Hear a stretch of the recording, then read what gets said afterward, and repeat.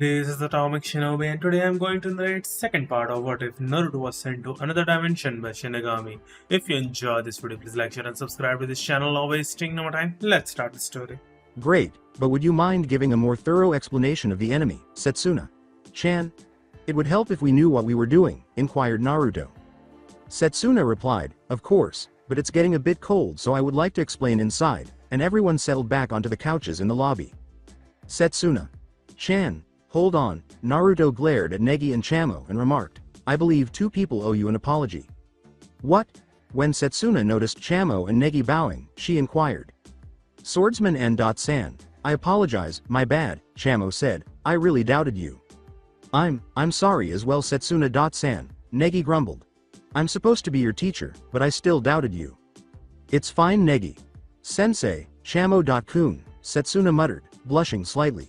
But, I think it's time I can explain our enemy, To her slight annoyance, she saw that everyone was focused on her. All right, our enemies are Onmyo Charm users, a branch of the Kansai Magic Association. That is how they can use Shikigami, Setsuna explained. Getting down to business, it is said that the charm users established independent magic in Japan, known as Onmyodo, long ago in Kyoto. Like you and your Western mages, Negi. Sensei, they're at risk when they are chanting their spells. Additionally, the higher class Onmyo users use strong spirits called Zenki and Goki to protect themselves, much like Western mages have partners. For all intents and purposes, neither spells nor swords can harm them as long as they are unbeaten. Is it Goki and Zenki?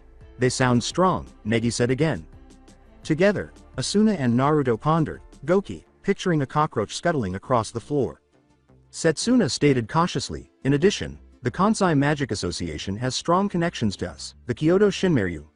The Shinmeryu were first established as a group to defend the capital by eliminating demons. They were an extremely strong fighting force, and I say that without exaggeration. The swordsmen of Shinmeryu would be accompanied by charm users, and they were a potent combination. Naruto whistled, man, this would be really bad for me if this had even happened a couple of years ago. Anxiously, Asuna uttered, I wish I could be as sure as you are. In any case, Setsuna remarked, well, either way that kind of thing doesn't happen that much anymore in this day and age, Asuna sighed with relief. But does that imply that the Shinmeryu are also our adversaries? Negi gave a scared little squeak. Yes, Setsuna acknowledged, I suppose they would consider me a traitor for moving from the west to the east, but I had no other option because I wanted to protect Oju Sama. I'm content as long as I can keep Oju Sama safe. Naruto considered it, but realized that now was not the right moment. But what if Kanoka-chan isn't just satisfied to have you as a protector? Negi exclaimed in awe, Setsuna.san, and Asuna joyfully slapped her hand on the table. All right, Sakurazaki.san, I understand, I'm glad you don't hate Kanoka after all, Asuna said, giving the girl a pat on the back and cheering. I only needed to know that, isn't a friend of a friend a friend? I'll assist as well? Setsuna exclaimed, Kagarazaka.san, in astonishment and flush. Well, then a decision has been made. The three guardian angels are hereby formed, Negi said, causing the four of them and Chamo to clasp their hands together in a manner similar to Might Guy's before destroying the five-sealed barrier. We'll keep the Kansai Magic Association away from the class. How would you describe that name? Asuna asked disgusted, and Setsuna twitched nervously under the word, angel. It is absurd that we are referring to that group as Negi. We are the three Shadow Knights, Naruto said. Knights of Shadow? Setsuna inquired. Yes, knights are protectors, aren't they? Naruto trailed off, and we're doing from the shadows so. Asuna concurred, now there's a name, and Negi, who had been so excited just a moment before, pouted. As Negi recovered from his brief 3-second depressive episode, he thought, all I have to do is give this letter to the leader. With Setsuna.san, Naruto.ni, and Asuna.san, we've got the strength of 1,000 men. As he made his way to the door, Negi said, the enemies might be back tonight. I'll go patrol just in case they manage to avoid the traps. Naruto said, I'll go with ya Negi, and he ran alongside the child. Oh, Negi, just a minute, Naruto, Asuna attempted to yell. Setsuna reassured them, it'll be okay. Let's go protect the students' rooms. Aniki. As Negi and Naruto hurried to the front, Chamo yelled, have you got your staff and cards? Yes. Negi said optimistically, I have the contract card right here, so everything will be alright. I didn't have time to tell you while you were fighting Evangeline, but now would be a good time to teach you how to use those cards. Chamo explained, and Naruto nodded. From what Setsuna and San says, the enemy could be really strong and Naruto.ni can't always be there, Chamo said, adding that he didn't want to hinder Negi's development just by being around. What? You can really make use of them? Negi asked, impressed, as he slowed down to a walk. Naruto almost tripped over him at the sudden change. How? But before Chamo could clarify, Negi walked right into a laundry cart, and Naruto dodged at the last second once more.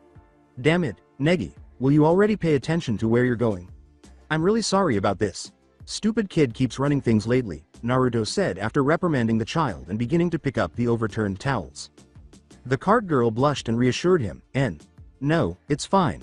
He's hot, man, I should also apologize. It's okay, Naruto said, waving the girl inside before approaching Negi. Are you going to focus more intently now? Sorry, I got a little overexcited, Negi said, wincing in shame and scratching the back of his head. As she put on glasses and a couple of monkeys appeared, the cart girl exclaimed, Foo, he's a cute little mage, isn't he? She glanced at Naruto and said, he's really attractive, maybe I can get him to be my boyfriend in the future. But in any case, it's to get to work, she said, hurrying down the hallways so quickly that she almost ran Kazumi and Natsumi over. Pardon me. A trolley is on its way. When Asuna said, I'm back, she discovered that everyone in her group was asleep in their futons, with the exception of Yu, who was dozing off in a chair for an unknown reason. Well, then I'm going to patrol the corridor, Setsuna declared. Asuna smiled pleasantly at Setsuna and said, got it. Let's switch shifts sometime later tonight. Don't worry, I'll keep a close eye on Kanoka, and we know Naruto is watching her with that weird mirror jutsu thing, Asuna added. Sorry about this, Kagurazaka.san, Setsuna said, call for me immediately if anything goes wrong. But with Naruto.kun around, I'm sure I don't have to worry as much. How strong is he anyhow? When Asuna said, dunno, but he was strong enough for Eva-chan to consider him a threat and Chachimaru to have to fight him seriously, Setsuna gaped in surprise. And, when he showed up for class the other day, he did brush off my killer intent. I am very glad he is on our side. Well, I'll be going, Setsuna said, bowing slightly. Asuna began to remove her coat and said, see you later, as the girl left. What a day, monkeys, Goki, something. Ryu, it's just one thing after another. However, Sakurazaki.san isn't entirely truthful with herself. Who is it? Asuna? Kanoka inquired wearily. I apologize, Kanoka. Did I wake you up? Sorry, I was talking to myself, Asuna said, feeling embarrassed. She got up and started walking like a zombie, but Kanoka didn't really hear her. Hey, put an end to that. Where are you heading? Asuna inquired. Kanoka responded in a monotone, toilet, the toilet? I suppose it's unavoidable, Asuna thought, then added, be careful, okay? As she walked wearily to the restroom, Kanoka said, why? Yeah, I had a dream about playing with Sei-chan. But Kanoka was shocked by what she saw when she opened the door. Kanoka was shocked to see a woman wearing a huge monkey suit sitting on the toilet with a few stripper monkeys dangling from her. The monkey suit, cart girl said menacingly, I am still using it, but before Kanoka could scream, a giant monkey paw muffled her voice. Just kidding. Asuna said, Kanoka sure is taking her time, and she went to check on her with Yu, who also had to leave. Is she feeling nauseous? Asuna tried knocking on the bathroom door, which was still locked and closed when they arrived. Kanoka? Are you okay? I'm still using it, was Kanoka's internal response. Asuna said, right, sorry, in response. Well? Setsuna cried out in surprise, this aura. Era? When Setsuna almost ran her and Natsumi over, Shizuru yelled. I apologize for that. Setsuna apologized as she continued to run and hurried into Group 5's room. Kagurazaka.san. Kanoka. OJOU. Sama, where are you? Asuna told her, she's in the toilet, while Yu pleadedly crossed her legs. How much time has passed? Setsuna inquired uneasily. As she collapsed to the ground, unable to stay upright, Yu exclaimed, 10 minutes, we both drank from the spring today, so it might be because of that. You are in there, aren't you, Kanoka? Asuna knocked on the bathroom door and asked. One more time, Kanoka answered, I'm still using it. You see? Asuna inquired. I also want to use it, Kanoka.san. Yu sobbed in desperation. Are you quite alright, Kanoka? OJOU. Sama. Setsuna inquired uneasily. One more time, Kanoka answered, I'm still using it. Is that true? As Yu collapsed to the ground, losing all will to continue, Setsuna asked uncertainly. One more time, Kanoka answered, I'm still using it. I'm going to spill. Yu sobbed as she frantically banged on the door while tears were pouring from her eyes. At the same moment that Asuna said, Kagurazaka-san, Setsuna added, something isn't right. Kanoka-san, hurry. I'm at my breaking point, Yu shouted angrily, unable to take it any longer, and with a battle cry, she kicked the door in, sending it flying open. Yu was extremely perplexed to see only a piece of paper with some kanji on it. Oh, is this a charm that talks? As Kanoka's voice emerged from the paper, Setsuna exclaimed, I'm still using it. Gosh, we were duped. Setsuna shouted angrily. What ought we to do? Asuna inquired uneasily. You can do anything you want. Please let me go to the bathroom. Yu screamed, threw the two girls out, and slammed the door in their faces. She decided to ignore the strangeness until she had a chance to relieve herself. Chamo added, and, that's how you use the cards, to Negi. Oh, I see. I can use the card to summon a partner to me, activate their abilities and tools, and communicate telepathically with them, Negi said. Eniki. Don't hesitate to give it a try, it's very practical, Chamo exclaimed with enthusiasm. All right. Negi said with equal enthusiasm, I'm going to try and talk to Asuna-san telepathically, before holding Asuna's card to his head and saying, I put the card on my forehead and, telepatha. Asuna jumped in surprise when Negi said, Asuna-san, Asuna-san, can you hear me? Testing, over the link. Well, the voice of Negi? In my mind? Asuna gave a yelp. Hey. Hi there. Whoa, this makes it impossible for me to hear Asuna-san's voice. Negi asked out loud. Chamo said, yeah, that's how it is, without apology. Then, wouldn't a cell phone be preferable? Negi and Chamo jumped when Naruto asked. Geez ni-san. I didn't realize you were there, you've been unusually quiet since we got out here, Chamo cried, clutching his heart. Yeah, Naruto said, tapping his chin reflectively, but I feel like I forgot something. Like what? Negi's phone started ringing before Naruto could respond to her question. I apologize, Negi. Naruto. From across the phone, Asuna screamed, Kanoka has been abducted, what ought we to do? What sort of wizard makes use of a cell phone? Chamo questioned himself. Well, Negi yelled, disregarding Chamo. I forgot to do that. I don't know what the enemy looks like to trap them. Naruto exclaimed in realization. Damn, that monkey has to be strong to pull one of my clones along like that, Naruto said, and then a giant monkey with ninja wire wrapped around them landed directly in front of them. Naruto had to wince because the shadow clone holding the wire was dispelled as soon as it dropped. A primates. Negi let out a startled gasp. It's enormous, shocked, Chamo said. Era, what if it isn't the attractive woman and the adorable little mage? Said the monkey girl. Hottie? The monkey girl blushed as Naruto asked incredulously. Kanoka-san. When Negi realized the monkey was holding her, he yelled, hold it right there, monkey-san, and withdrew his trainer wand. MMF. Ross telephone ma scir. Regretfully, more monkey Shikigami surrounded Negi and prevented him from speaking, catching him off guard. Come back here. As he leapt for the monkey girl, Naruto yelled, but she spun around and knocked him away with her tail. Oh, goddamn it. Naruto cried as he hit the concrete, creating a small crater that will cause many science nerd and geeks the next few weeks to think aliens had crash landed there. Get her. Suddenly, 100 or so identical boys appeared all around her, shocking the monkey woman. She quickly produced a charm and exclaimed, Charm-san, Charm-san. Help me get out. All of the clones surrounding her were popped by a ring of lightning that formed around her with a spin. Damn it. Naruto muttered as he extricated himself from the debris. Negi. Sensei. Naruto-kun. As she and Asuna ran to catch up with them, Setsuna let out a cry. She got away, Naruto remarked, knocking a pebble from his hair. That monkey hits a lot harder than I expected. It is imperative that we pursue her, Asuna sobbed. Yes. Setsuna nodded quickly. The monkey woman said, hoo, that western mage was nothing special, but that hottie was quite problematic, as her monkeys removed the last of the wire. I doubt I would have been able to get Kanoka. OJOU. Sama out of the hotel with these wires in my way if it weren't for the suit. But don't worry, the Kansai Magic Association will. Once I bring Kanoka. OJOU. Sama back with me. Hold on. She was interrupted by a call from behind and noticed that the bell girl, sword girl, and mage were pursuing her. Oju. Sama, Setsuna sobbed as she exerted more effort. Kanoka. Asuna shouted. TCH. What obstinate individuals, the monkey woman moaned in frustration.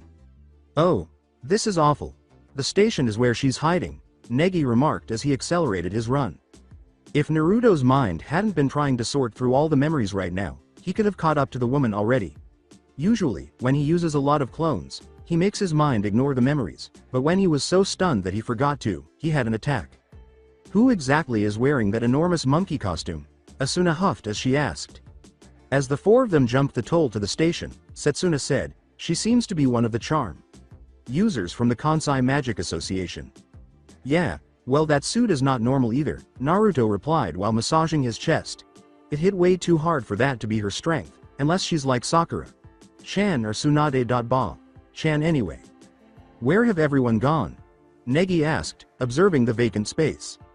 Yes, there aren't any passengers or employees here at all, even when you consider that it's past the hour when they turned off the electricity, Asuna said, surveying the area.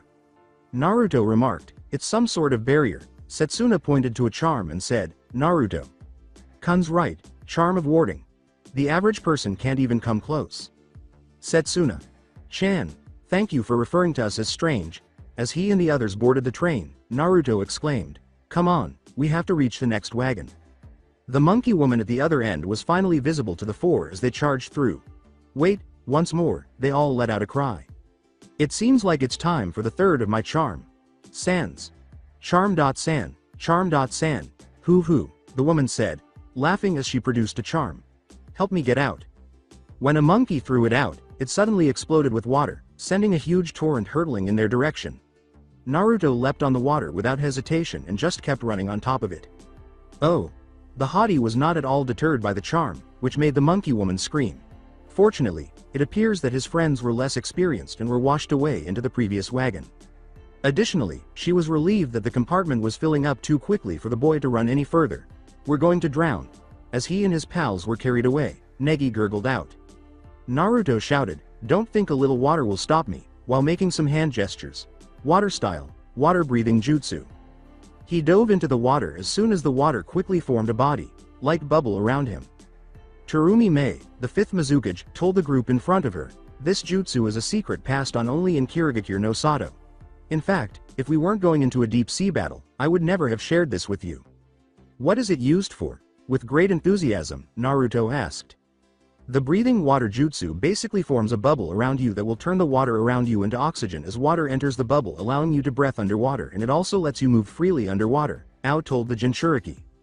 What are the drawbacks? Ino asked Hinata, who was the only person in his age group with water chakra besides Naruto. There are always drawbacks, he said. That is true, Chojuro remarked. Fighting with a weapon in your hand is possible under this jutsu, but throwing weapons is useless. Underwater battles like this are always pure taijutsu because you can't use any chakra-based techniques or you'll burst the bubble and drown. As a result of being recruited into the samurai, Suigetsu said, feeling uncomfortable standing next to his former villagers, and, finally you can only activate and deactivate the technique above water. If you try to activate it underwater you'll do nothing but drown yourself since you have no air for the bubble to form in, and if you try to deactivate it underwater the water pressure will cause you to explode into little itty-bit chunks. Naruto couldn't understand why the man seemed happy about that. Monkey. Chan, I won't be deterred by this kind of thing. As though he were on dry land, Naruto sprinted toward the door and yelled. The woman walked down the other compartment, smirking despite her shock at seeing how useless her charm was against this man. Come and get me, she said jokingly, if you are willing to let your friends drown. When Naruto turned around, he saw that his friends were indeed drowning in the next compartment. He swore as he hurried to them, but he had committed her magic to memory so he could locate her quickly if she got too far away. Hold on you guys, I'll be there. Cough. Roste. She made all of this water appear in the blink of an eye. What powerful magic, Negi thought, choking and unable to utter a spell, but he saw Naruto actually running to them as if he wasn't even submerged. Come on, guys. When the water drained, Naruto dropped the breathing water jutsu and proceeded to punch the window to Negi's compartment, shouting as he did so and sending water tumbling out around him. Gua, air. Setsuna thought weakly, closing her eyes, I guess I'm still not qualified for Kanoka. OJOU. Sama, because I can't swing my sword in this water. Say. Chan.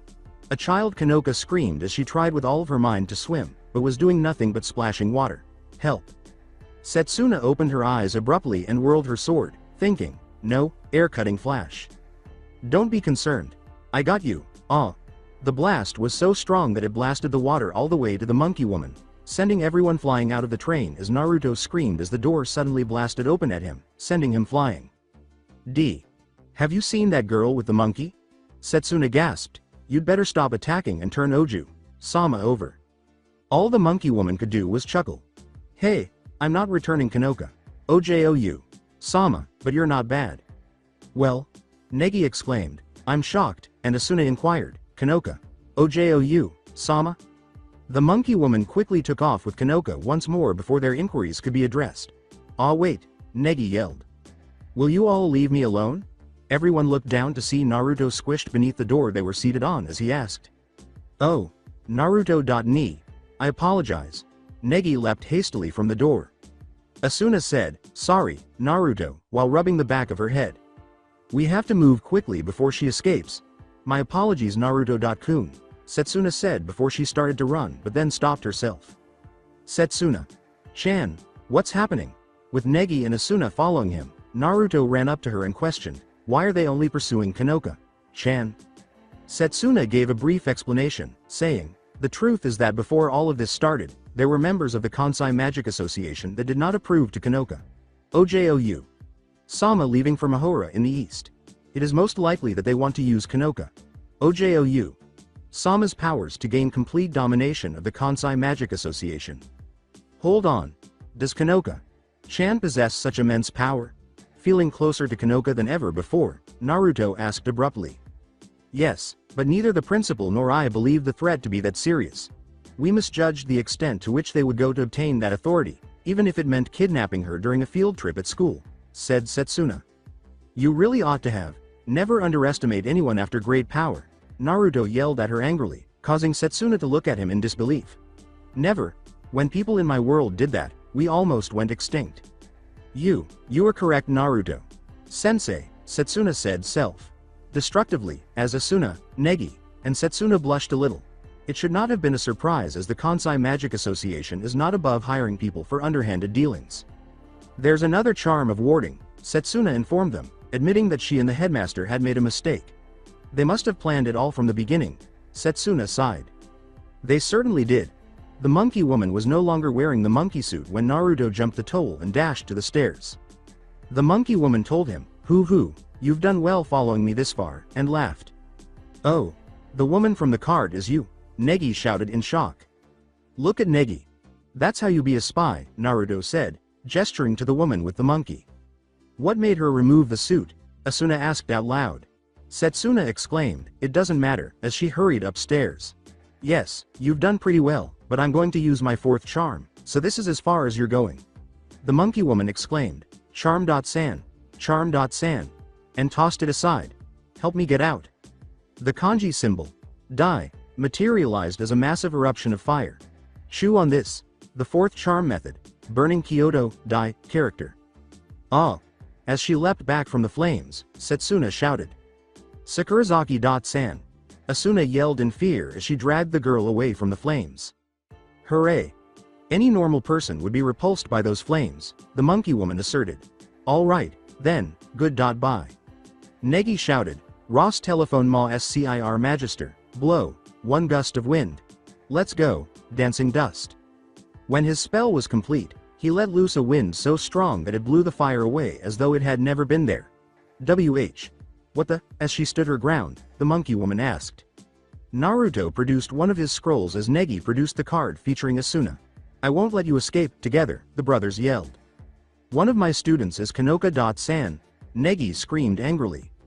And a priceless companion, Naruto added, opening the scroll, biting his thumb, and swiping his hand across the seal to wipe his blood. Activate the 180 second contract for Kagurazaka Asuna, Magister Negi's Ministra Magi. Asuna sensed the familiar power of Negi's magic coursing through her as she chanted. A giant sword emerged from the scroll with a poof, and Naruto managed to grab it. Kabikirabocho, the guillotine sword. Negi, Asuna, and Setsuna exclaimed, "Whoa," in surprise at the sword. "Don't worry about Kabikirabocho," Naruto exclaimed. Setsuna-chan, let's go, Asuna-chan. Yeah, together, the two stammered. Sheesh. If we weren't careful, we were almost barbecued back there. You won't get away with it, Asuna screamed. You fucking monkey lady, returned Kanoka. Finally uncertain of her victory, the woman thought, he put out my fire. What is that light? Is she one of those partners that Western mages have? And what the hell is that hottie? Aniki. Now put it to use. Chamo gave the order. Asuna-san. Allow me to present your very own artifact. I believe that only you are capable of using this Hamanacherji weapon. Negi shouted, take it, please. A weapon? Do I get a gun? Asuna thought glad that she wasn't the odd one out forced to fight barehanded. Alright. Negi, give it to me. Activate Kagurazaka Asuna's ability. Negi chanted. This is incredible. Asuna spoke excitedly as a light materialized in her hand, only to be startled to discover that it was actually a fan rather than a sword. NC's Exorcisans was the name of a fan she recognized right away. What the devil? It's merely an ordinary fan. Asuna let out an irritated cry. What? Confused, Negi remarked, that's weird. Simply put, Asuna-chan, use it, Naruto remarked, irritated by the weight. Oh no. There's no denying it, I suppose. With their weapons drawn, Asuna, Setsuna, and Naruto rushed toward the monkey woman after she yelled. A giant stuffed bear blocked Setsuna, and the monkey suit blocked Naruto and Asuna. Wait, these things can move? As he and the girls withdrew, Naruto gave a startled yelp. I mistook them for plush toys, Asuna concurred. Just as I previously stated, Goki and Zenki must be them. They may appear weak on the outside, but they are actually very strong, Setsuna clarified. Hooray! You know, my Enki and Yuki are pretty powerful. As she lifted Kanoka and tossed her over her shoulder, the monkey woman exclaimed with pride, those two are unbeatable. You crazy monkey girl, I'm so over you talking. Take this, you damn thing. Naruto yelled angrily as he directed wind chakra into his sword. Not only was the monkey woman horrified to see her Enki sliced in two, but Asuna had also grown tired and hit the monkey, making it disappear. Do these things have that? Seem pretty weak to me, said Naruto, grinning. I don't understand what he did to the sword to make it cut through like that, and that girl immediately banished Enki. Just who the hell are those two? This power, thought Chamo in awe. Setsuna exclaimed, amazing Naruto.kun, Kagurazaka.san, in shock. Asuna remarked, I don't really understand what's going on, but it appears that you can just leave that bear to me. You two pursue Kanoka. Asuna-chan, you got it. When Naruto felt someone charging at them, he did the only thing he could think of. He threw Setsuna at it. Naruto cheered as he grabbed Setsuna and ran up the stairs. Naruto had more problems to deal with as he continued to charge at the monkey woman, raising his sword ready to cut her down when he suddenly felt a pain in his abdomen. Setsuna collided with a girl, and the two flew in two different directions.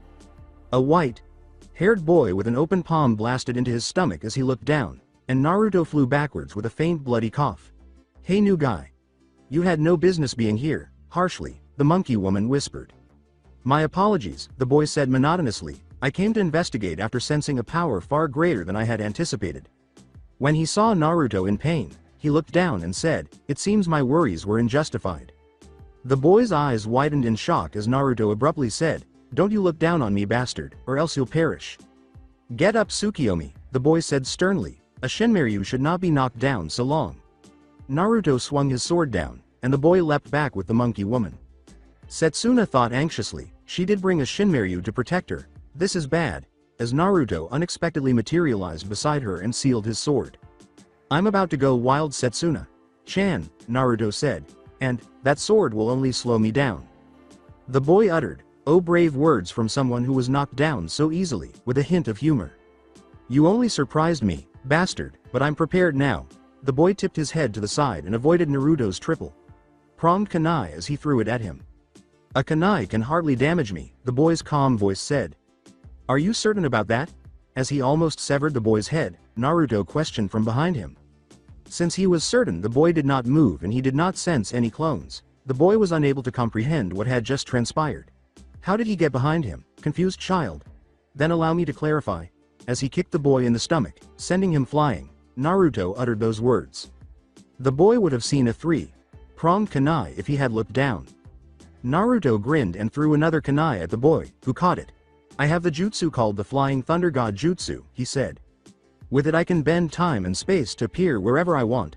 The boy is then struck in the face with enough force to break one of his barriers.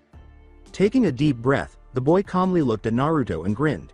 He watched with mild horror, but only because he had never faced someone with such a skill.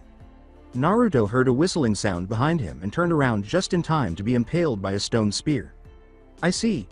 You are indeed more troublesome than we had accounted for, and that's why you need to be eliminated. The boy simply grinned. Naruto.kun. Damn. She's better than she looks, Setsuna exclaimed in horror as she battled the Shinryu Tsukiyomi. Naturally, the boy was taken aback when he saw Naruto suddenly replaced by a monkey Shikigami. Damn it, kid. How much would that have hurt, do you know? What the hell is your name anyway? Naruto moaned as he gave the boy a knee to the stomach before slamming an uppercut into his face. And you, Lady Monkey. As you are the first person to ever deliver an injury, much less so many, I shall allow you to call me Fate Avarunkus, Fate replied calmly. TCH. My name is not necessary for you to know, the woman said. Why does Chigusa.san not do it?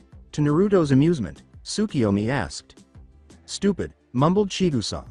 Great breakthrough jutsu in wind style. As he unleashed a massive gust of wind that instantly carried everyone away, Naruto screamed, I'm sick of this pointless small talk. I'm hungry and exhausted. I'm going to take Kono. After striking him in the face, Fate stabbed him in the shoulder with a stone spear and then delivered a forceful open palm punch to Naruto's stomach, cutting him off. You are a danger, Fate said simply, you must be taken care of.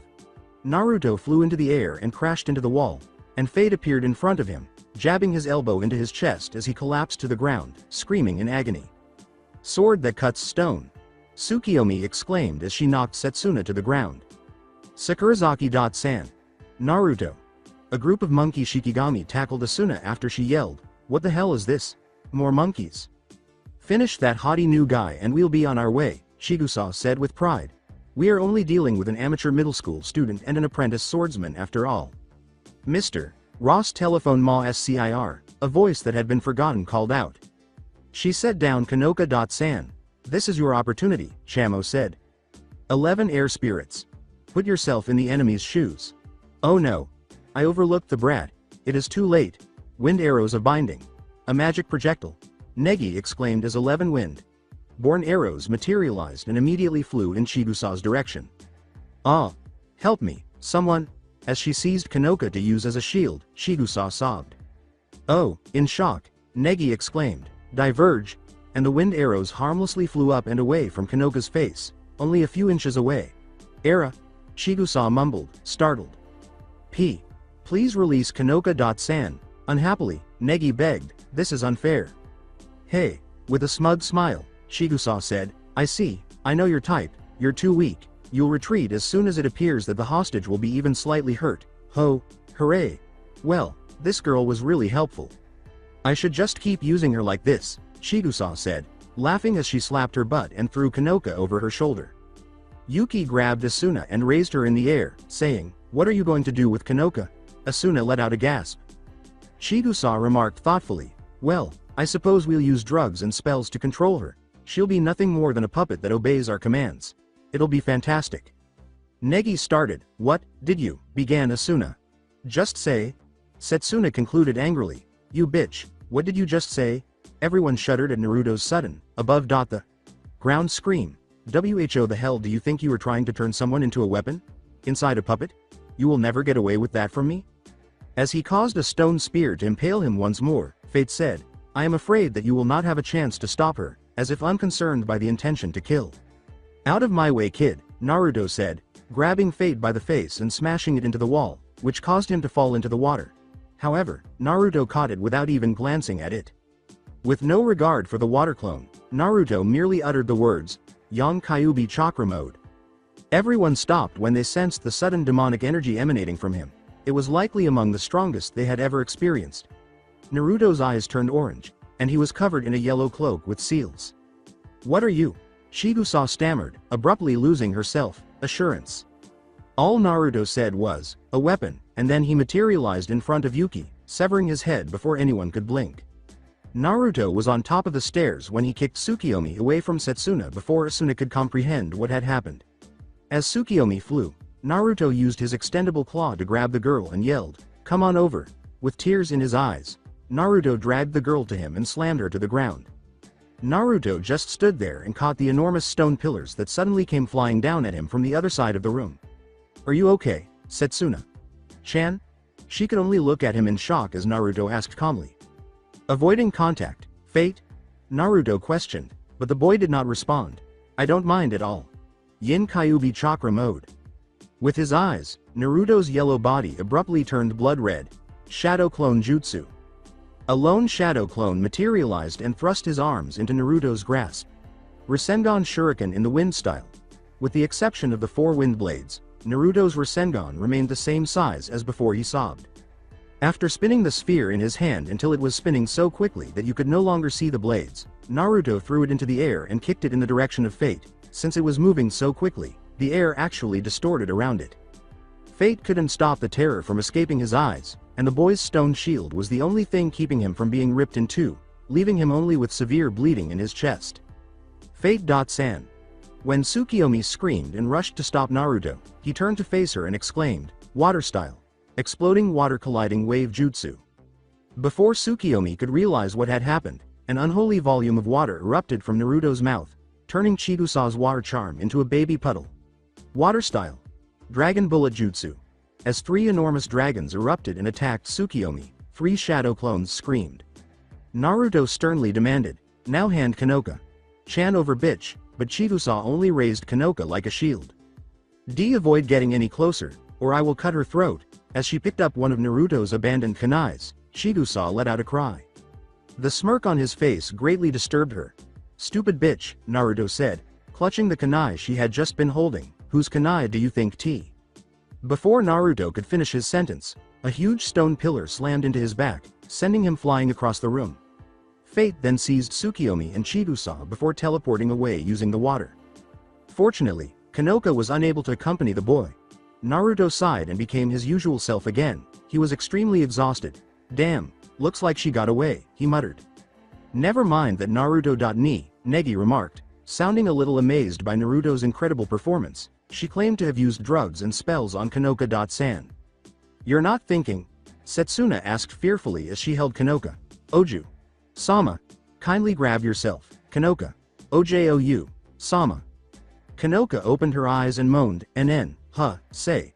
Chan. I dreamed that some strange monkeys had abducted me, but say. Chan. Naruto.kun. Asuna. And Negi.kun came to my rescue. Thank heavens." Kanoka could only gaze at Setsuna in ecstatic shock as she said, "It's okay now, Kanoka. Ojou. Sama," with a smile of relief. With a dazzling smile that no one had ever seen before, only Naruto's genuine smiles could match it, Kanoka exclaimed, "Thank goodness, say. Chan doesn't hate me after all." Setsuna made a beet red blush and squeaked, I wanted to speak to Kono-chan as well and..." When Setsuna realized what she had said, she abruptly stopped talking and bowed low, saying, "I'm sorry." "Say. Chan?" Disappointed, Kanoka asked. "I am just grateful that I managed to keep Kono.cha, Kanoka. Ojou. Sama safe."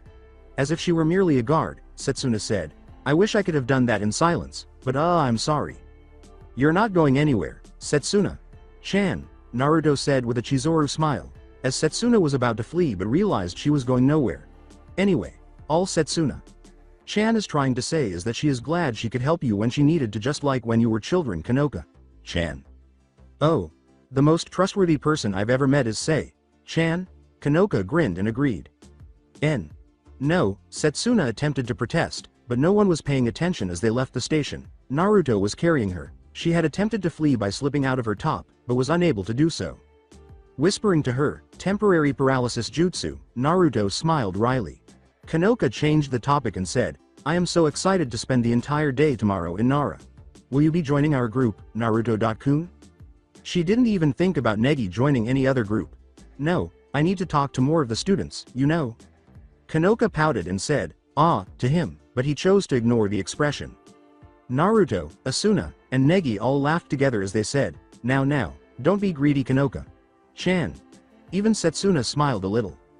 Oh, all of the property we damaged needs to be fixed, with realization, Negi said.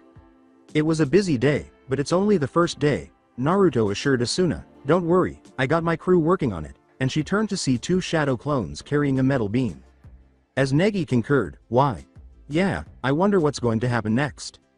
Asuna whispered, nothing bad, I hope. Chigusa uttered the feeble words, that hot guy is extremely dangerous.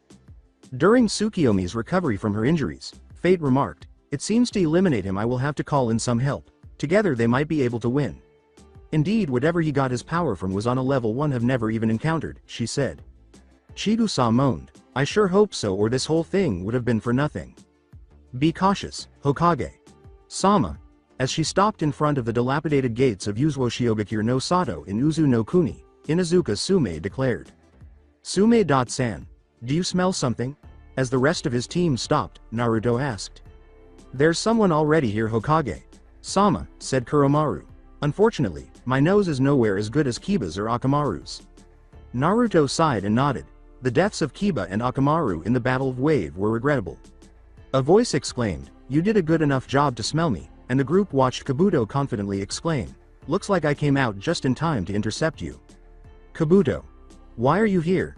Tsunade made an angry demand. Ah, it has been a long time, hasn't it, Tsunade? Sama. But if you must know, I was in need of one of Mito. Sama's seals, an extremely powerful one at that, Kabuto said sweetly, to which Tsunade snarled. It was of course on Madara. Sama's orders that I do this, but with so many benefits for me how could I say no? Kabuto demonstrated his point by throwing off his cloak to reveal a seal on his back that resembled Naruto's except for the inverted spiral. Orochimaru's cackle and Kabuto's own arrogant laugh blended uncannily as he laughed. He's turned into that snake bastard even more, Naruto thought, scowling. Kabuto grinned and thought, I doubt that paralysis seal will work much longer, so it might as well use the jutsu now. Before noticing that the grass where they were standing had taken on the shape of a seal around them and the snakes that slithered back into Kabuto's arms, Naruto wondered what he was talking about. Damn it. As he struggled to free himself, Naruto swore. You should really calm down, Hokage. Sama, Kabuto teasingly said. You're not much of a Hokage, though, with your village in ruins, are you? Child, stop talking. Utatane Kaharu gave an adamant command. There will always be a Konoha as long as our people live, Mitokado Homura concurred. And believe me when I say that everyone has attempted to get rid of the place. Yeah, Atsui concurred. The lone Kumo ninja tried to scratch the back of his head in embarrassment as the other members of the party glared back at him. Sorry. Moron, they all said at once. I have a jutsu to use, but this is a nice conversation. Everyone gave Kabuto a serious look as he declared, sealing jutsu. Reaper Death Seal. Naruto muttered, I don't see anything. Tsunade told her successor, of course I do not see why Kabuto would use a self-sacrificing jutsu. Only those who are going to be sealed with that jutsu can see Shinigami. Sama. That's because thanks to Mito. Sama I won't die, Kabuto said. The Uzumaki clan were the ones to create this sealing jutsu after all, and no self-respecting ninja would create a seal unless they had a way to undo it. Well, that seal. Kaharu practically screamed. When Kabuto felt the Shinigami stab him in the soul, he grinned and said, that's right, sealing arts. Soul extraction jutsu. Nothing happened for a moment until, a voice screamed in obvious pain, and suddenly a ghostly white-haired demon appeared before everyone, screaming in pain as it held onto its stomach. Damn you, Yakushi Kabuto. You have no right to defile my domain and me in this way. I'm going to show you the results of your actions. The Shinigami's souls began to explode out of his mouth and into the air after he made that declaration, but the most unbelievable of these was when a huge red one turned toward Naruto and exploded into his body. Ah! Naruto screamed, attempting to grab his head but failing because of the seal. Hokage. Sama. Everyone but Tsunade shouted, who simply yelled, Naruto. When Naruto found himself standing in a familiar sewer, he groaned and realized that the Kyuubi must have reached full power by now, because the energy that entered him was clearly the Kyuubi's yin, which means his control mode is also most likely shot. The voice from his old cage growled, guess again brat, from the room where his new cage is located, it's easier to find the furball that way. Fearing some kind of mind invasion, Naruto hurried to the room only to be startled by the sight of two cages containing two Kyuubi. It was a wise guess though, a new, distinctly feminine voice said from within the chamber. What the devil? Surprised, Naruto screamed, why am I seeing double? You can blame your father for this brat, the Kyuubi's well-known male voice said contemptuously. Indeed, sealing me, or rather the yin chakra of the Kyuubi no Yoko, into the Shinigami was a powerful enough force to basically create two half-powered versions of the original, the new female voice said. To put it simply, thanks to Namikaze Minato, the yin and yang chakra of the Kyuubi no Yoko can no longer merge to become one entity, thus resulting in the two of us, and thanks to your seal I am now trapped in this separate seal. How are you the Kyuubi's other half? You're a female. Out of all the Biju, only the Kyuubi had a gender, and even then, it was a perfect sexual being, half male and half female. Listen brat, the male voice said. The Kyuubi had the ability to both conceive and conceive. It might even conceive on its own. What other ways do you think foxes entered the world? That's a bit creepy, you know. Stop being such a pitiful flesh bag. You dumb furball. Who are you calling a flesh bag? I'll call yo. Enough, the female Kyuubi said, and the two turned to see a frightening female Kyuubi. Naruto had never really felt much fear in front of the Kyuubi, but seeing the female version glare at him sent shivers down his spine. We did not come here to fight Yang Q. Instead, I, Yin Q, have a suggestion for you, Naruto Uzumaki. What would that be, then? Naruto raised an eyebrow in question. I and Yang shall let you use our chakra freely with no fear on your life, but you must do something for us in return, Yin stated to him. Why ought I to? What does it matter that I can already freely use Kyuubi? That is, Yang's chakra. What a dumb human. You really think you can use my power freely? Yelled Yang savagely. You can call it off whenever you want, but if I don't let you, you won't be able to hold the power for very long, or I'll kill you. Furthermore, unless you want to battle her as well, you cannot control all of Yin's chakra, even though you might be able to control the tiny amount that still exists within me. Point. Naruto sighed and acknowledged. So, what must I do? It is nothing too difficult for you, for one is something you are here to discover, Yin went on to say. Yes, the first is to seal away the 8 Biju so that the Jubi shall never come alive again, for I nor Yang wish to become part of the beast again. Naruto nodded. He had come to Yuzwo Shiogakure to check if Uzumaki Mido, who was both Hashirama's wife, who had the ability to control Biju, and a Jinchuriki herself, had any seals about being able to do that. Second is to use our power to kill Uchiha Madara, for I do bear quite the grudge against the man, Yin said with a satanic grin. Hell hath no fury like a woman scorned, and I am a woman now. She made her point clear by changing into a human-looking woman with red hair and a gorgeous silk white kimono. Naruto yelled in surprise at the attractive woman and turned to Yang, who had changed into a very attractive red-haired man dressed in a black kimono and black hakama. What the devil? Naruto gave a startled yelp. It is not outside the realm for me to create a simple illusion such as this, Yin said. It is much easier to speak to you like this than a 30-foot tall fox. Now the final agreement is that you will name your firstborn daughter Akiko. As he considered starting a family with Sakura, Naruto blushed a little, but he couldn't help but wonder, why Akiko? Because that was the name of our triplet's firstborn daughter, Akiko, Akane, and Kojima, Yang snarled in response. You humans killed Akiko when she was just a kid. Indeed, Yin replied with longing. If you agree to do those three, then we shall give you free reign over our powers, although it will be up to you to discover how to use them, since even we've never had to use them like this being a single entity before. Deal. Naruto enthusiastically agreed, but then he briefly felt overpowered and witnessed Yin transform from a young, attractive woman to an elderly, run-down woman before returning to her normal self. It is best if you return to reality now, Uzumaki Naruto, Yin said, in a kinder tone than he had ever heard Yang use. My power is yours for the taking now. Naruto shook his head and found himself staring at Shinigami-sama as he slowly disappeared, but not before he appeared to give him a serious look. As he did so, he noticed Kabuto breathing heavily and realized that he was aging quickly. How much time was I absent? Naruto inquired. Tsunade frowned and said, only a few seconds. What the hell happened? Naruto watched as the elderly Kabuto shed his skin to revert to his youthful appearance before beginning to age once more. I'll tell you when we get back to base, he said. He also began to feel his body again, albeit very weakly. It wasn't until Kabuto shed his sixth skin that the aging stopped, as he continued to shed his skin until he was even older than the two elders. HMPH, for each soul released, a lifetime, Shinigami-sama, you really have a grudge, but you didn't realize how Orochimaru-sama sheds skin. Kabuto chuckled and turned to the group, saying, and now is my chance to capture Naruto-kun to have all 9 of the Biju, and because Madara-sama required all of the Kyuubi's chakra, I now have the ideal weapons to murder you all. What does that mean to you? Sume let out a ferocious growl. Allow me to demonstrate. With a set of seals, Kabuto produced 5 scrolls, wiped some blood on them, and created 5 circles. He then produced another scroll, a simple summoning scroll, and 5 bodies appeared in the dark center, turning Naruto red. Ni Naruto. Moegi sobbed as she attempted to break free from her restraints. You jerk allowed them to go. Naruto commanded as he watched helplessly as Amino Iruka, Moegi, Udon, Yamanaka Inoichi and Nara Yoshino slowly be covered in dirt. Those 5 had been missing since the Battle of Konoha and everyone thought for sure they were just more casualties. What are you doing to them?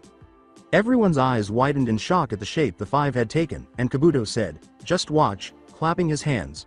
Before they could blink, he sealed the 5, and they stood as one. As he stood beside Senju Hashirama, Senju Tobirama, Sarutobi Hiruzen, Uzumaki Kashina, and Namikaze Minato, Kabuto jokingly remarked, this really ought to be a nice fight. It looks like we have to fight Naruto, Minato apologetically said. Remember, Naruto.ni. I've been trying to wake Naruto up for the past 5 minutes, Negi yelled at the top of his lungs. Of course, that wasn't easy because every time he tried to get close enough to shake him, Naruto would spit a needle, pull a wire trap, or just throw a kunai at him. What? That day was so awful, Naruto said blearily. The moment has come to awaken Naruto.ni. Before his eyes regained their gleam, Negi said in frustration, today we're heading to Nara. What? That's correct, Naruto said before it really dawned on him and he grinned like a fool. With great haste he threw on a pair of orange pants and a white shirt. Come on Negi. We must who? A knock on the door interrupted Naruto, and Negi opened the door for Asuna and Setsuna. Oh, Setsuna-chan, what were you doing here? Asuna-chan? Curious, Naruto asked. Naruto.kun. We kind of hoped you could tell us what you did in the battle yesterday. Naruto's positive attitude vanished as soon as Setsuna asked nervously. He knew they would ask, but he had hoped he had more time before they did. There's really no use in lying. Naruto responded apprehensively, the truth is that I have a demon called the Kyuubi no Yoko sealed inside of me, to which Negi, Asuna, and Setsuna gazed at him with wide eyes. Yeah, I know scary yeah? Naruto, how did that happen? Asuna asked, and he couldn't help but notice that she took a tiny step back. Naruto explained, choosing to stick with the story that everyone believed for the time being in order to avoid getting into the case of Madara, his mother, and how strange it was. On the day I was born, October 10th, a powerful demon called the Kyuubi attacked the village, but my father Namikaze Minato, the 4th Hokage, was able to defeat it using a self-sacrificing jutsu that sealed it away inside me, he explained, adding that his father had only sealed half of the Kyuubi's chakra into him, the yang half. But a few months ago, I was able to obtain the other half, the yin half, thanks to one of my adversaries. Why didn't he simply destroy it? Setsuna inquired. The Kyuubi's immortal, so even if you kill it, it just comes back, said Naruto. No, it's better to make sure it is sealed from person to avoid that kind of power getting out. What does that signify for you, then? With pity for his surrogate older brother, who presumably did not live a happy life due to a monster inside of him, Negi asked. As he changed into Yang Kyuubi chakra mode, Naruto explained, well, with the Yang chakra I specialize in taijutsu or martial arts. My strength and speed skyrocket, and I gain the ability to manifest things like claws, tails, and teeth as well as extend chakra limbs to bring in long-range fighters. However, the cloak prevents me from grabbing any ninja tools, so unless I already have some, I am essentially stuck there. In addition, I am unable to use any ninjutsu or genjutsu, illusion techniques. This form is perfect for scouting enemies because I can also detect bad intentions in it. So, what prevented you from using that earlier? We could have found that monkey chick much more easily that way, Asuna said irritably. Because I can't always be sure that the person with bad intentions isn't aiming at me or someone I know, and using these transformations can be very exhausting. Anger and the desire to strike someone are just as identifiable as someone attempting to murder someone.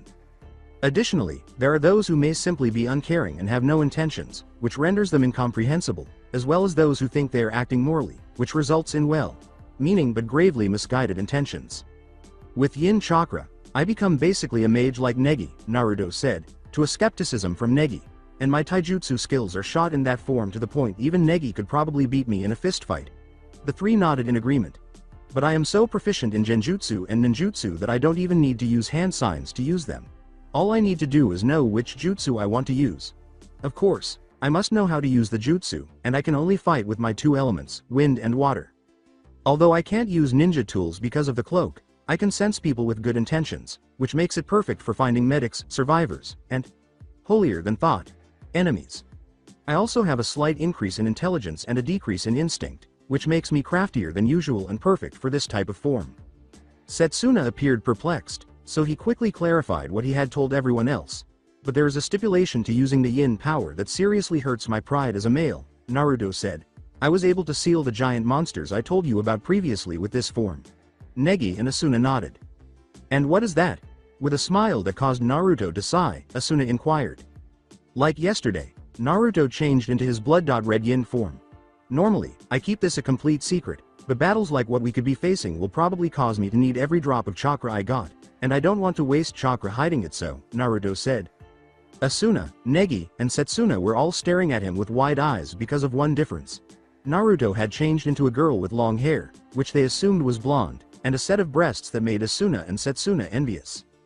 After all, they were roughly Kazumi's size. What the devil? Asuna shouted, accusingly pointing at him. You weren't a girl yesterday. What on earth are you attempting to do to Naruto? Normally when I use this form I will use the transformation jutsu instantly since I don't have to worry about hand signs to look like my regular guy form, Naruto said in a distinct female voice. I have near perfect chakra control so I don't waste much energy transforming any clones I make just as instantly. To what extent are you a girl? Did it just make him look like a girl? Setsuna inquired. If you know anything about yin and yang, you'd know that yang is male and yin is female, and unfortunately my body reflects that with the transformations, Naruto said, adding, complete and totally to the point I could even get impregnated. If they could have seen him, her blush, they would have. With a loud yawn, Naruto got up and stretched before saying, now if you don't mind I'd like to get some breakfast. Oh, and you shouldn't worry too much about being attacked today by enemies since last night should have shaken them up enough. Naruto then dropped the yin mode and returned to normal, which was strange all around to see a girl basically turn into a guy.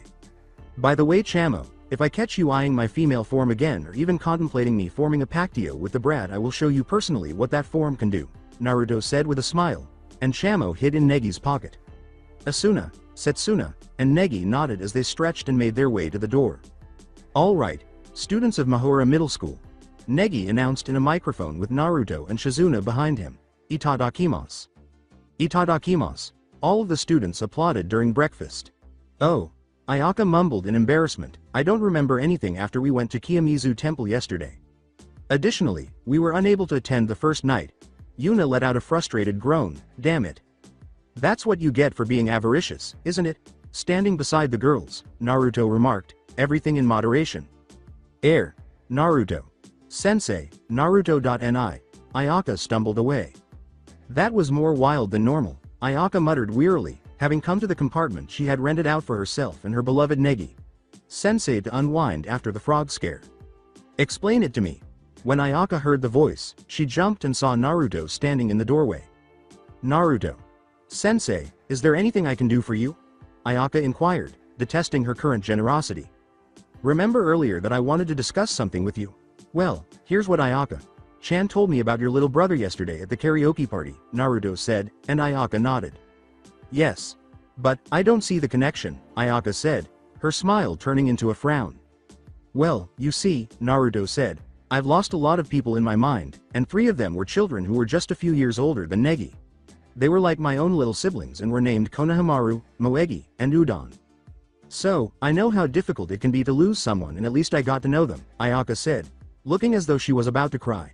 I can tell by watching you that you were quite depressed and lonely that just having friends can't help with, Naruto said, his smile turning to sadness. That's why I'd like to be your older brother. Ayaka gave him a startled look and said, What? I assumed that having an older brother could be equally beneficial, even though I am aware that I cannot be a little brother. Even though I will have to spend time with everyone else, having an older brother around doesn't have to make you feel so alone. Ayaka simply gazed at him with wide eyes, saying, Why? You really mean that? Yeah, I swear to be the best older brother I can be, and I never break my word, Naruto said, grinning and giving a thumbs up. What are your thoughts, Ayaka-chan? At first, there was silence, and Naruto was worried that he might have overreached himself this time, but then she suddenly jumped out of her chair and began giving him a fierce hug. Oni. Chan. Thank you. Ayaka sobbed into his shoulder. The typically strong and self-assured girl sobbed into Naruto's shoulder, and he was only able to hold her. Ni Naruto? Together, Yuna and Maki inquired. Indeed, this Ayaka. Shan consented to be my younger sister. After patting a blushing Ayaka's head, Naruto sat down to eat with them and asked Maki about gymnastics. It made Maki very happy to respond. Kanoka smiled and said, Negi-kun, you look a bit sleepy, but then she scowled and said, it looks like Naruto-kun is eating with Iancho today. Oh, greetings, Kanoka-san. Naruto-ni decided he should spend some time with the others in the class today, Negi exclaimed. Kanoka remarked, well, that's good, and Maki. Shan looks happy, and the two turned to watch Maki giggle as she excitedly explained something that made Naruto laugh. Kanoka claims she has never seen Ayaka look so happy, and Yuna was also laughing. Oh, and thank you for last night, Kanoka said with a wink. I don't really understand what happened, but I know you, Asuna, say. Shan and Naruto-kun came to help me. When Negi stammered, I was just following Setsuna-san, she was looking for an explanation. Good thing she doesn't ask for specifics, Shamo reflected. Say. Chan. As soon as Kanoka noticed the girl close, she called. With a bead of anxious perspiration, Setsuna began to leave. Era. You're leaving, but why? Confused, Kanoka said. Don't feel ashamed, come on, let's eat. At that, Setsuna became alarmed and began to quickly leave, her face flushed scarlet as she said, why are you fleeing, say? Chan? Kanoka sobbed while chasing. Setsuna-san. Negi attempted to call, but she simply continued. I'm not going anywhere. As she accelerated the pace, Setsuna denied. What's happening? Misa laughed as she asked. Before anyone could understand what had happened, Naruto was in front of Setsuna and gave her a sweeping kick that knocked her feet out from under her. Excuse me for a second, girls, he said joyfully as he flipped over the table. Whoa! Setsuna sobbed as her food tray flew and she hit the ground, but Naruto caught her and threw her over his shoulder before deftly catching her tray. Ku-fei was eagerly awaiting their fight back at Mahora, and the class applauded in awe. Here you go, Kanoka. Chan, Naruto said, carrying Setsuna on his shoulder to the table where she would be eating. You two can eat together now. Kanoka said uncertainly, thank you, Naruto-kun, as she hadn't fully anticipated that. Naruto smiled and put Setsuna in the seat beside her. No problem, he said, and then he whispered in her ear, don't even think about running away again. Kanoka squealed when Setsuna didn't flee and started feeding her some of her breakfast, much to her delight and horror. Setsuna would have protested if his smile hadn't scared the living daylights out of her, so she just nodded silently. As she passed him on her way to her table, Mana remarked, those were some impressive moves. Would you mind explaining how you got under her guard like that? Naruto grinned and said, sure, for 100,000 yen. Stingy. Mana sobbed at the cost. What am I supposed to say? Mana had to sigh when Naruto declared, I'm a businessman, with a foxy smile. What, Mana? Chan? You know, turnabout is fair play. Mana stormed off to her table, huffing, what was that about? I've never seen Sakurazaki-san with that expression before, Akko pondered. Additionally, Naruto-kun managed to capture her. Have you noticed how he leapt over the table? He might make a fantastic gymnast, I'll wager. Maki remarked as she pictured herself and Naruto performing a double act with clubs and ribbons while Negi, dressed as a teddy bear, supported them from the stands. The fact that Setsuna was seated next to Negi made Ayaka a little envious. I wonder what happened last night, she asked. Are they enjoying themselves without telling me? Yuna questioned sharply. I'm not going to sleep at all tonight. Unless Naruto-kun wants to do a different kind of sleeping, Shina said with a smile. Why is Shina? Chan blushing. She could only blush more when she asked the person she was in love with. Thank God we managed to get her back yesterday from that Chigusa monkey chick. Naruto dismissed the lack of response, saying it was just one of those things about girls that a kind could never understand and that he was better off not knowing. It appears that Kanoka and Sakurazaki-san are getting along too, Asuna said with a sigh of relief as she observed Kanoka continuing to feed a reluctant Setsuna back at the table. She and Negi had already completed breakfast. Negi said tensely, yes, but even though Naruto-ni doesn't think so, it's best to be careful because the enemy could still attack if we let our guard down. Without noticing a certain shy girl observing him from a distance, Negi thought thoughtfully, the groups will be split up today for activities around Nara. As a teacher, what should I do? I couldn't hand the letter over because of everything that happened, and we're in Nara today, so. Nodoka managed to stammer out before Maki suddenly popped up from the side and gave Negi a hug. Negi.kun. Join us today in our group. Ayaka could only look on in disbelief and jealousy as Maki begged while holding the boy. Maki.san, Negi. Sensei is joining my group. Just am I, the third group. Ayaka exclaimed, shoving Maki aside. What? But I was the one who asked. Naruto, who was watching the spectacle from the sidelines, was amused by Maki's response. It's unfair, our group also wants him, Fuka butt in. Negi. Sensei, bring group 3, please, Ayaka begged. Negi.kun. The fourth group, Maki attempted to mesmerize the boy. What is this? Shina giggled and said, are you fighting over Negi, Sensei again? Especially when we can fight over a hottie like Naruto.kun instead. When some of the girls turned to face Naruto, he shivered in response to Kazumi's question. Negi. Sensei, Nodoka pleaded, finally mustering all her courage at that very moment. If it's alright with you, would you like to join us for our free activity time today? Well, Ayaka, Fuka, and Maki let out a startled squeak. They couldn't quite put their finger on it, but something about Nodoka's face astounded them.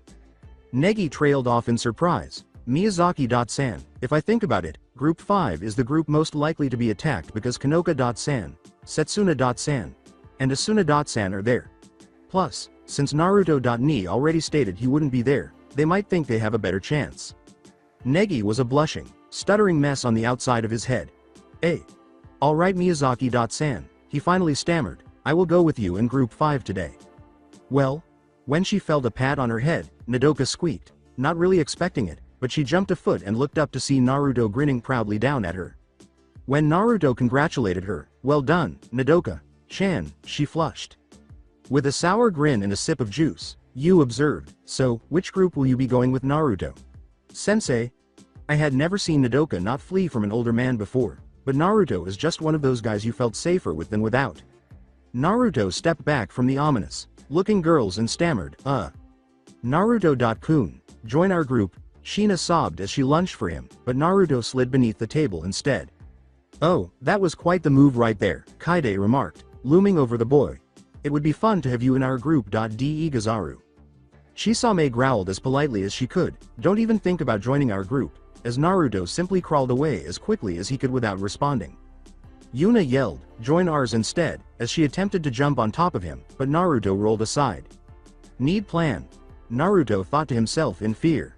Naruto. Sensei, together, Fuka and Fumika sobbed as they attempted to surprise him, but he turned on them. Quickly. But, wah. That's it, Naruto exclaimed in relief as he discovered 4 straws that were exactly the same. He quickly used Chao as a shield to protect himself from a bomb. Dwelling Ku, found a knife, and cut a piece. He then stood on the table, flipped over a nervous looking Natsumi with a shining Chizuru, and said, we'll draw straws. Draw straws? Chizuru pouted as she asked. Yes, I need someone for each group except 5 since you've already got Negi. Haruna breathed a sigh of relief. And, whoever gets the short one will be the group I spend the day with. Following that announcement, 4 girls. Shina from Group 1, Chao from Group 2, who was wearing a big band. 8 on her forehead. Ayaka from Group 3. Chizuru was still pouting. And Maki from Group 4, were ready to draw. Naruto exhaled in relief, then leapt from the table, looked at the girls, and then held out his hand with 4 straws that were impossible to distinguish from one another. The girls drew straws one by one, and when they had all turned to face each other, the winner was declared with a loud, Yahoo! As the girls sobbed in despair over their defeat, Maki was performing a victory jig. I won Naruto.kun. As she leapt onto Naruto's back in a piggyback fashion, Maki cheered, onward, noble steed. While everyone else scowled at the lucky girl, including the girls in their group, Naruto simply laughed and carried the girl out. Come on, Group 4. See the deer, please. Yes. Maki concurred, squealing with joy as Naruto sprinted to the train station. By the time they arrived at Nara Park, Maki was still using Naruto as a horse, but he didn't mind because he appreciated the girl's enthusiasm and because she was so light in comparison to many of the people he had to carry throughout the year. When Naruto saw Negi and the girls, he noticed that Setsuna was once again standing off to the side. He sighed and flicked a small pebble at the girl's forehead, causing her to leap into battle position. When she realized it was Naruto, she relaxed, but when he made the standard, I'm watching you sign, she stiffened. She barely sighed before following Kanoka's lead, which naturally made Kanoka squeal with delight and grab Setsuna's arm to prevent her from fleeing. What was that about Naruto-kun? Meiki inquired inquisitively. Naruto said, just helping to fix old bonds, but Meiki's expression remained perplexed. As she walked alongside Naruto, Mana said, I am a little surprised you were able to intimidate Setsuna like that. Well, the people from my hometown always did say I was unpredictable, Naruto replied. Naruto-kun, how was your hometown? Akira inquired. Naruto smiled wistfully and remarked, ah, Konoha was a nice place, adding that we saw a variety of animals and were surrounded by trees. Was? Akko inquired shyly. Yeah, one of the reasons I ended up coming to Mahora is that everything that I had was gone, Naruto said. A terrorist group calling themselves the Akatsuki destroyed it. Meiki shouted, I'm so sorry, on his behalf. Well, I can't really say it's alright, but I'll be fine because I have found a new home in Mahora. Was the death of your girlfriend the final straw, then? Yuna asked thoughtlessly until she realized what she said. I'm sorry, I was careless to do that. Yes, it was. Naruto chuckled, but he said not to worry. Indeed, Sakura-chan's passing was the last straw, and I was unable to remain there any longer. She was not only my girlfriend, but also the last of my close friends. Well, Sasuke. Teme isn't included in that. Why not? Mana inquired. She felt terrible for her new sensei and never imagined that someone as joyful as him could experience such sorrow. When Naruto said, because he killed Sakura-chan, the girls let out a gasp. Yeah, he's not really a best friend, oh, dear. Naruto was bouncing around trying to get one of the deer to pay attention to him, and the girls tried not to laugh, they really did. But they couldn't stop laughing at how easily he became sidetracked. Hey, why are you lying down, deer-san? Meiki laughed into his shirt as Naruto asked in a silly way, surprised that the deer had not fled yet. In a voice that only Naruto could understand, the deer said, be quiet idiot, adding, I am trying to watch the clouds. Why don't you run around or do something more enjoyable? Troublesome. At that statement, Naruto froze, and Meiki, who was a little uneasy around deer, was about to inquire as to what was wrong. Before she could ask, Naruto suddenly started laughing uncontrollably. Ha ha ha ha. That's great, you really are like that lazy bastard. What's your name, deer-san? The deer said, deer do not name themselves, in a tone that was bored. With a smile on his face, Naruto said, great, then I'm going to call you Shikamaru. Meiki appeared stunned. Is he able to comprehend them? Meiki chuckled at the crazy notion after giving it some thought. Both would have noticed Mana staring at Naruto with similar thoughts if they had been paying attention, though she did not think it was quite as crazy. They had shunned Mana like the plague, so she wasn't petting the deer.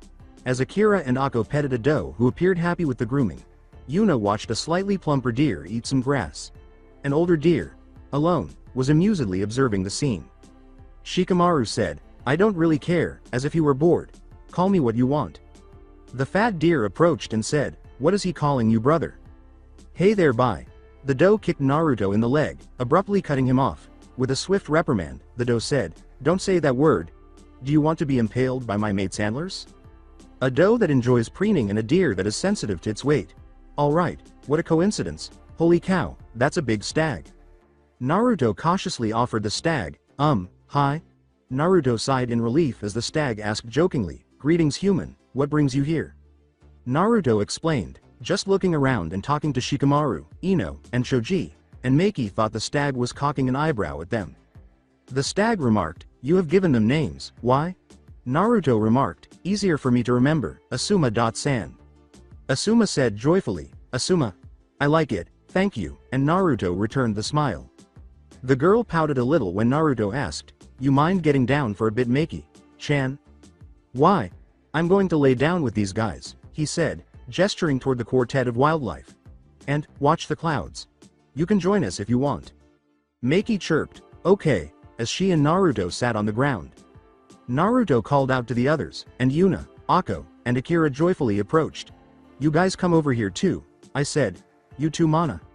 Knowing that most animals disliked her, Mana simply stood cautiously off to the side. With a cry, do not invite her over, Ino said, she frightens me. Naruto reassured the doe. Really? You don't have to worry about her, Ino, since his students had by now chosen to follow the crowd without question. See the look in her eyes? She's just as nervous as you are, but I can tell you that she won't hurt you. Really? Inquired Ino doubtfully. Naruto smiled reassuringly and said, "Yes really," and Ino inhaled deeply. After gathering her courage, the doe approached Mana at a trot and gave the girl a quick glance. The doe had seized her sleeve and dragged her to the other before Mana knew it. When it appeared that the herd of deer would actually allow her to remain, Mana was shocked. She smiled a little and took a seat, with Ino taking a seat beside her. She petted the little doe with a reluctant hand, and Ino practically squealed at being preened once more. Mana was so gentle that the doe decided she was entirely mistaken. The other deer appeared to relax after witnessing the doe's relaxation, and they all lay down.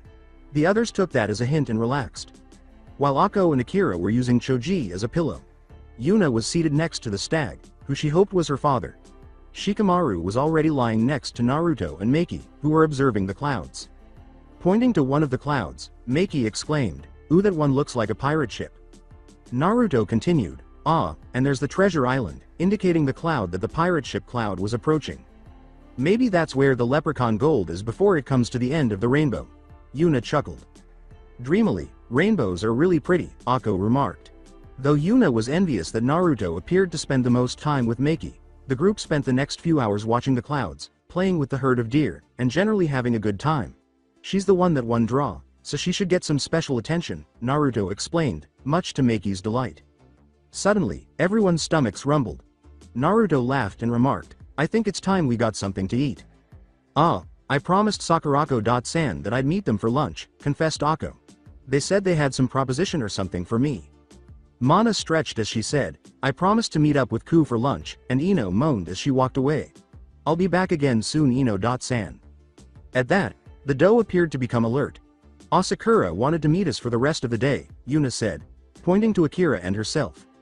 "We promised to do some poses for her, she's apparently making some postcard." Naruto sighed and released them, realizing that they were all old enough to not require his constant supervision. Naruto asked the girl now standing beside him, "You got someplace to go, Meiki-chan?" Meiki exclaimed with pleasure, "Nope," she hadn't anticipated having the guy all to herself. Don't misunderstand. She also enjoys the adorable but somewhat grown-up Negi. However, Naruto was a handsome older man who demonstrated that he could be both mature and entertaining. In addition, he found her gymnastics impressive. Then, Naruto said, indicating a tiny outdoor eatery, "Let's go grab a bite at that cafe." When Naruto noticed that ramen was served here, he gave a little cheer. After sampling a cheeseburger, Meiki inquired, "So, you really like ramen, Naruto-kun?" Naruto said, "Yeah, it's my favorite," and took a slurp of the god's food, always had been. "I don't really have a favorite, though I do like daifuku a lot," Meiki replied. Naruto laughed and said, "Oh man, that stuff is great, especially the sweet ones." Meiki giggled and said, "They get me all energized and hyper. But, do you really hate studying, Naruto-kun?" "Huh, oh yeah. I'm more of learn as I do kinda guy," Naruto replied. "Drove my teachers up the wall." "I'm the same way," acknowledged Meiki. "In fact, I'm Baka Pink." Naruto said, "Baka Pink? What's that?" And Meiki slapped her forehead, not realizing he wouldn't be aware of it. With a slight sigh, Meiki explained, "The class calls me, Kaide, Asuna, Ku, and you the Baka Rangers since we always score the lowest. I'm Baka Pink because of my hair. Ku's Baka Yellow, Kaide's Baka Blue, Yu's Baka Black, and Asuna is the leader, Baka Red." Naruto thought, maybe I can come with a study program for you guys, while a waiter was bringing them each an ice cream sundae. I mean, if you're like me, then maybe something physical. I'll try to come up with something for gymnastics just for you. Astounded, Meiki said, "You'd do that for me?" With a contagious smile, Naruto exclaimed, "Of course. You are one of my precious students and friends." Meiki gratefully gave him a hug. An elderly man said, "Ah, young love," from the side, and the two reddened, though Meiki didn't back off. "I'm her teacher. It's not like that old man," Naruto exclaimed in shame. "Ah, you have that kind of relationship," the elderly man remarked, grinning provocatively. Meiki threw a shoe at Naruto after he yelled, "Shut up, you dirty old man." She was mortified by the slanderous implication.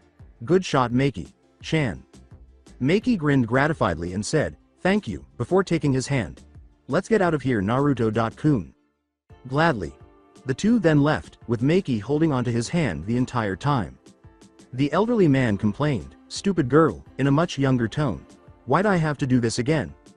In his ear, a female voice spoke in a monotone, because he asked us to scope out the boy's power. He started to say, "Yeah, Well, he didn't look so SK, but was interrupted when a kunai with a paper that said, "You should dodge next time and your disguise sucks," and a tiny illustration of Naruto making a peace sign was attached. Damn it. Naruto, who had resumed carrying Maki-chan on his back, asked absently, "So, where to Maki-chan?" With great enthusiasm, Maki exclaimed, "I want to see a Buddhist temple." "Hey, hey," an abrupt Naruto exclaimed. "Look, they got a fortune teller." Maki hesitated as Naruto pointed. Wondering why she didn't cheer, Naruto questioned, "Something the matter, Maki-chan?" Maki looked anxiously at the ground and asked, "What if fall in another pit trap?" Naruto boastfully remarked, "Don't worry, I'm the master of avoiding traps, comes from years of pranking." She laughed and asked, "You really were a prankster? Got any stories to tell?" "Oh yeah, I had this really mean teacher one year," Naruto said to her, recalling his academy days as he hurried to the fortune teller, where he had to actually dodge 5 trick wires and 3 pit traps. "Damn," said a girlish voice. "He's good," concurred the other.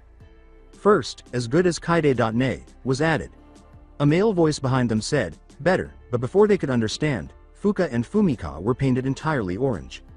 Naruto said, "There," and then vanished in a cloud of smoke. "So, this teacher was like the most hated guy at my school," Naruto said, grinning as he was given the knowledge. So, through the use of clever traps and careful planning, the man found himself dressed up in a diaper, a baby shirt that said, "I made an oopsie," and sucking on a pacifier. "How long did it take you to think of that? Wow." As she carelessly drew a fortune, Maki asked in amazement. Naruto drew a fortune and said, "About a week, so what do you think?" "What?" When Maki realized she was holding a fortune in her hand, she asked in confusion, "When did I get this?" "Just now, silly," Naruto remarked, giving the girl's head a little bonk. "Oh, today is my lucky day." Maki blushed red with embarrassment. "What about yours?" "It says I have a new destiny," Naruto said, perplexed, looking down. "What does that mean?" "Dunno," Maki grinned and said, "Go on, Naruto.kun." "What? Man, it's time to leave already." With a pout, Naruto and Maki gazed affectionately at the temple, saying, "We'll have to return at a later date." The two, or rather, Naruto, rushed to the train station where they found the rest of the group. Maki said, "I look forward to Naruto.kun," in the softest voice he had ever heard her use, and he wondered why. He caught a glimpse of Negi's stunned expression out of the corner of his eye, but decided to ask later. If appearances could kill, then Maki should be grateful that no one has the Mangekyo Sharingan. When she realized that people were staring at her with jealousy, she decided to do what anyone would do. She stuck her tongue out at them and buried her face deep in Naruto's shirt. Unaware of what was happening with Negi, Naruto allowed Maki to use his lap as a pillow on the train, pushing it even further. He was so preoccupied that he didn't even notice he was petting her head. Naturally, she attempted to climb back onto his back as soon as they were upright again, but she stumbled and ended up carrying a bridal gown instead. Once they were back at the hotel, she had to hide. "What's up with you and Maki?" Before he could inquire about Negi, Asuna asked in a firm tone. "Asuna-chan, what do you mean?" Innocently, Naruto inquired. "Buster, don't Asuna-chan me. There, you two appear to be young lovers," accused, Asuna said. "Really? How is that? You know I'm not looking for a girlfriend right now, any Asuna-chan," Naruto inquired. "Right, never mind," Asuna said, recalling why he wasn't searching for one at the moment. "Was there something you need?" "Yes, what's the matter with Negi?" "The child appears completely taken aback," Naruto inquired. Asuna began to giggle uneasily and said, "Well, someone confessed to him," in a low voice. "Oh, is that all?" Asuna gazed incredulously at Naruto's question. "Is that all that you mean? I mean, isn't he too young to be confessed to?" Asuna said harshly in a whisper. "Nah," Naruto replied. "He's already 10 years old, he's way old enough to start liking girls." "You believe so?" Uncertain, Setsuna inquired. Naruto said, "Yeah," admitting that he had a taste for girls as early as age 6. Additionally, Sasuke Teme had been receiving confessions at an equally early age. "Sasuke Teme?" the two inquired. "Not important. And, they told me Japanese women were shy." Negi thought in shock. "Miyazaki-san confessed to me. If this goes beyond just a confession, as a British gentleman I would have to take responsibility." A photo of Negi and Nodoka getting married was in his possession. "Can you comprehend, Negi? That kind of relationship between teachers and students is forbidden," inquired Nikane Springfield. In his mind, Negi cried out, "Ooh, I can't do that. If he did, he would be ineligible to teach. As Negi appeared to lose her mind over something, Ayaka, Yuna, Shina, Fuka, and Fumika could only observe. "Ah, what ought I to do? There's still the letter I have to deliver too," Negi said, gripping his head. Shina looked at her teacher anxiously and remarked, "I wonder what's wrong with Negi-kun, saying, he's been acting strangely ever since we got back." Ayaka frowned, judging by his appearance. Whatever it is, it's big, because she didn't like seeing him in such a stressed-out state. Perhaps he simply consumed an inappropriate food? Yuna speculated. She leaned over Negi, who had dropped to his hands and knees, and asked, "What's wrong, Negi? Sensei? Did something occur at Nara Park this afternoon, Negi-kun?" Yuna questioned the boy. "Uwa." Negi let out a startled scream, "And then nothing happened. Nobody told me anything, not even a confession." "Well? Admitted?" Ayaka shouted in surprise. "Is Negi-kun telling the truth? Who was it?" As everyone else gaped in shock, Shina posed the question. When Negi realized he had essentially confessed, he thought, shoot, and no, see cook, not confess. Indeed, a cook was adding a crab to the soup, and "Please excuse me, I have a meeting with Shizuna." "Sensei," Negi said as he fled at full speed. Panicked, Negi yelled back.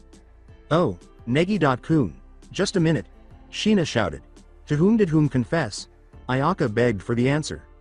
Naruto exclaimed, "Sheesh, he sure is taking this hard," wondering why he felt the need to marry every girl who came clean to him.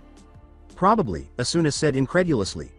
"Naruto-kun, perhaps you could speak with him? You are more experienced in these matters after all," Setsuna inquired. Naruto said, Fine, and turned to leave, heading in the direction Negi had run. He moves quickly. The 10-year-old was praised by Yuna, who said, "We lost sight of him. Ainsho, what do we do?"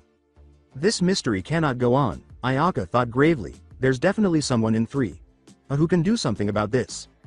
Ayaka and Yuna stood facing each other, thinking of the same individual. Ayaka started. "A job for her," concluded Yuna. "What?" Gazing at the new photos they took today, Kazumi exclaimed in disbelief. "Obscene behavior between a teacher and student?" "That is correct, Asakura, it's awful," Yuna exclaimed. That'd be a pretty big scoop if it turns out to be true, that is," Kazumi thought. As official camerawoman of 3A in the Academy Breaking News divisions, you can leave it to me, Asakura Kazumi. Kazumi proudly said, "If there's a scoop, I'll bring it to life," as she picked up a brand new camera. Ayaka clarified, "There's just one person we need you to check upon." All right. Who is the suspect? Nita? Saruhiko? "Oh, I see that you're referring to Naruto-kun, Kazumi inquired. On the way home by train, he and Meiki did appear to be very similar. "Lucky girl," thought Kazumi, envious. Actually, Ayaka clarified, and Kazumi began idly taking notes. Before realizing what she was reading, Kazumi muttered as she read the notes. So, in summary, someone confessed to Negi Sensei today at Nara. Hey, that's not obscene at all. What are you referring to? It's way over the line. Anyway, we need you to find out who confessed to Negi. Sense, yelled Ayaka. Furthermore, you will not research anything that could damage Naruto.Ni's reputation. Asakura, you have our trust. Yuna gave a cheer. Kazumi yawned, but sighed in surrender. Oh, well, maybe something like this will lead to a big story. If it's not a scoop, I'm not interested, and with Naruto.kun being off limits. A reporter's duties also include covering common public topics that the public wants to read, I suppose. A confession can only mean one person, Kazumi said, stretching and approaching the most likely person. Hey, I'm coming in. Hanya, are you in there? Before opening the door, Kazumi inquired. Oh, you're alone? Excellent. Asakura-san, what is it? Nodoka inquired as she sipped her juice. Kazumi approached Nodoka directly and took out her recorder. You slept with Negi Sensei, is that correct? Nodoka spat her juice all over her face as Kazumi smiled and asked. WWWWH. That's not what I did. Nodoka denied that Kazumi would swear could be seen from space, blushing deeply. Hee. I'm joking. While wiping her face, Kazumi laughed and said, but you did confess to him today, right? How did it go, then? Well, how did it go? I was able to tell him that's how I feel, that's all. I didn't want a response from the start, so, Nodoka stammered, blushing a little less. So you don't give a damn about Negi Sensei's opinion? With her fingers twitching, Nodoka muttered, "No, I'm already satisfied." I'm afraid to hear his response, and Kazumi could only smile pleasantly. "Miyazaki, you're adorable." "We can't have that," Kazumi squealed. "You know, you're no longer a girl in elementary school." "Whatever the case, it isn't very important." As Kazumi exited the room, Nodoka called out from the hallway, "Please keep it a secret, as this might cause trouble for Sensei." All right, I understand. I'm rooting for you, Miyazaki, so do your best." Before going over what she had recorded, Kazumi called down the hall. "Well, I've finished gathering my material. Man, I can't get a story out of this. I'd better keep this to myself because if I tell anyone else, it's going to be a huge mess. I'll just ruin this and let the romance develop at its own pace. Our class sure is peaceful. I need a big scoop that will really get their blood boiling." Kazumi sighed as she walked down the stairs, pressing the erase button on her recorder before spotting a zombie like Negi. Kazumi thought it would be fine as long as she didn't mention Nodoka. "Perhaps I should get an interview from the man himself?" she asked herself. "Era." As Negi walked absently out the front door, Kazumi observed, "Looks like he's worried over something." Getting a confession must have been a shock for a 10-year-old. "Aniki, pay attention where you are going," Chamo said harshly in a whisper before abruptly turning to face the street as Negi walked blankly up the stairs and headed for it. "Hey Aniki, look." "Well?" Negi said, catching his attention just in time to witness a car speeding down the street and colliding with a helpless cat. "A feline. The timing will be close," Kazumi cried from the top of the stairs, but nobody could hear her over the chaos. Negi hurried out to save the cat and drew out his staff. The car was only a few centimeters from Negi. He's going to die. Negi. Sensei. Mr. Ross telephone ma scir. Negi snatched the cat and chanted rapidly, "Flowering windward barrier. You're safe." "It was almost like magic," Kazumi said, unable to believe that the car had flipped through the air and over them before landing safely on the ground.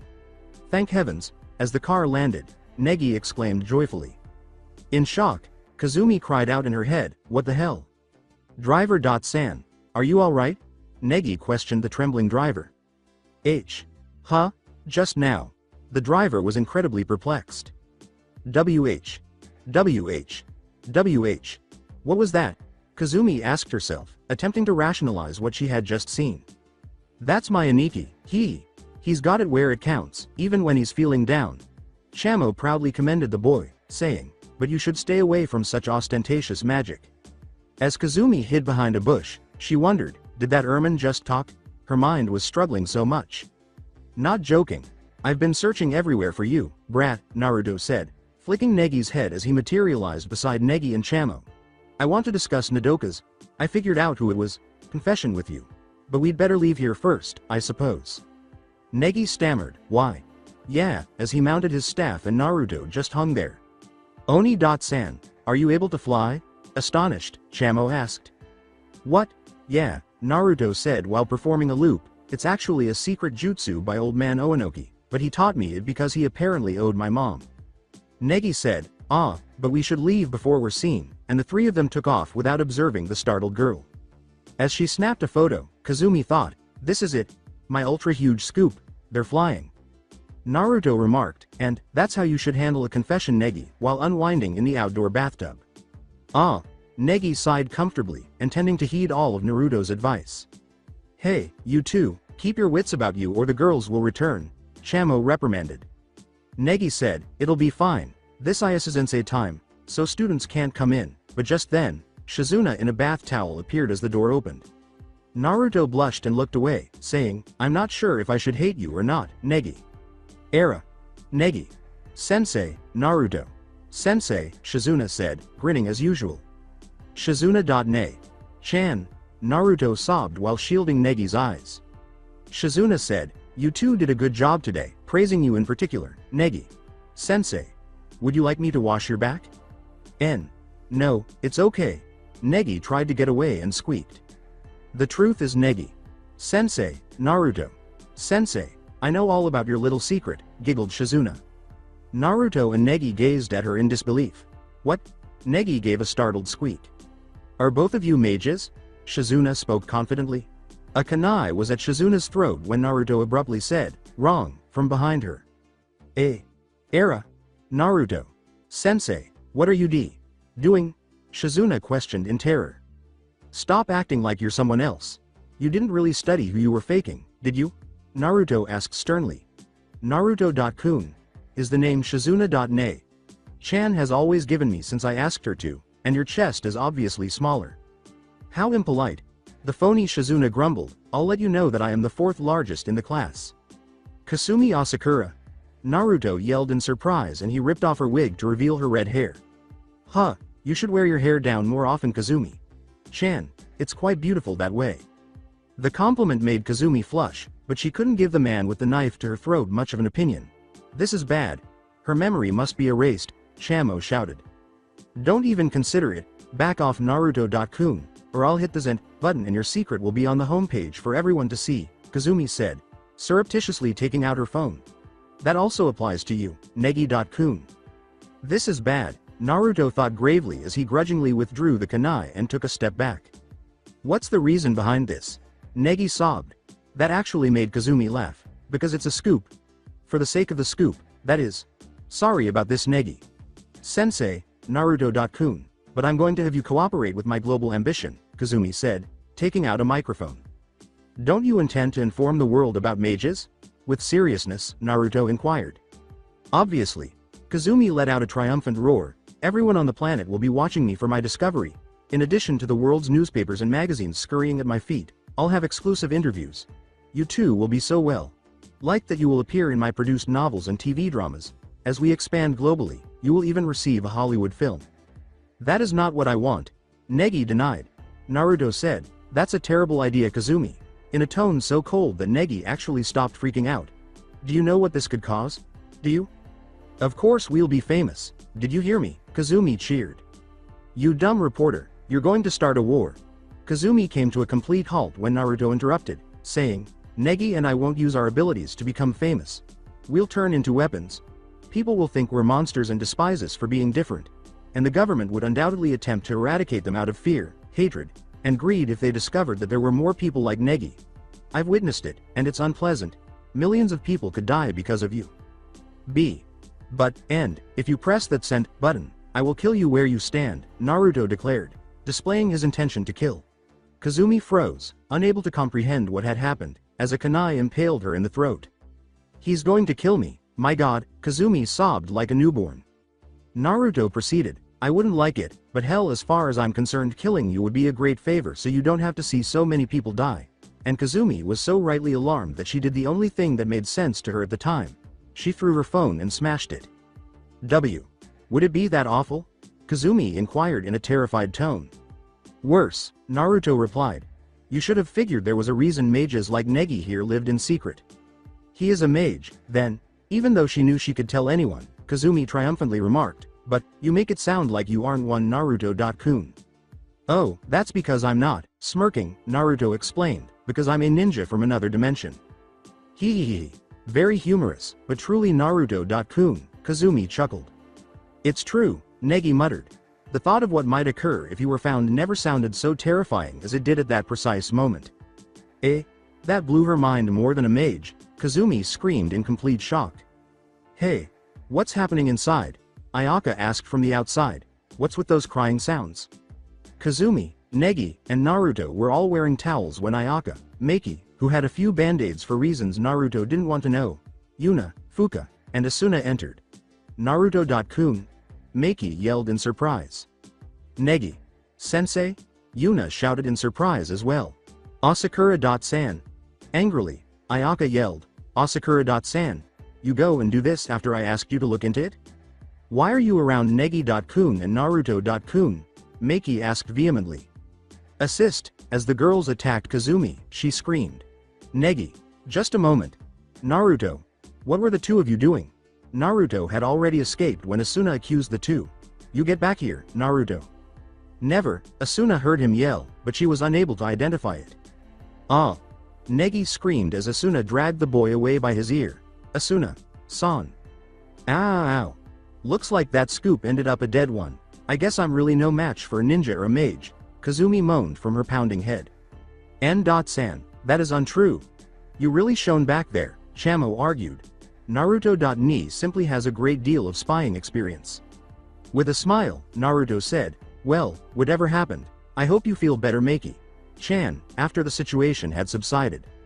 Maki smiled and said, "Thank you, Naruto-kun," and she let out a dreamy sigh as he left. I hope we can enjoy ourselves more tonight. Unaware of the spy, Akko and Akira were currently having a private conversation while strolling the hallways at 7:30 p.m. Seat number 5, Izumi Akko, confessed to a graduate student in March, but was rejected. Currently without a boyfriend, has a shy personality, but is quite athletic. The snapping of a camera was heard. Seat number 6, Okochi Akira, currently without a boyfriend. Very athletic. The ace of the swimming club. It seems the high school club has high expectations of her. A shy and quiet person.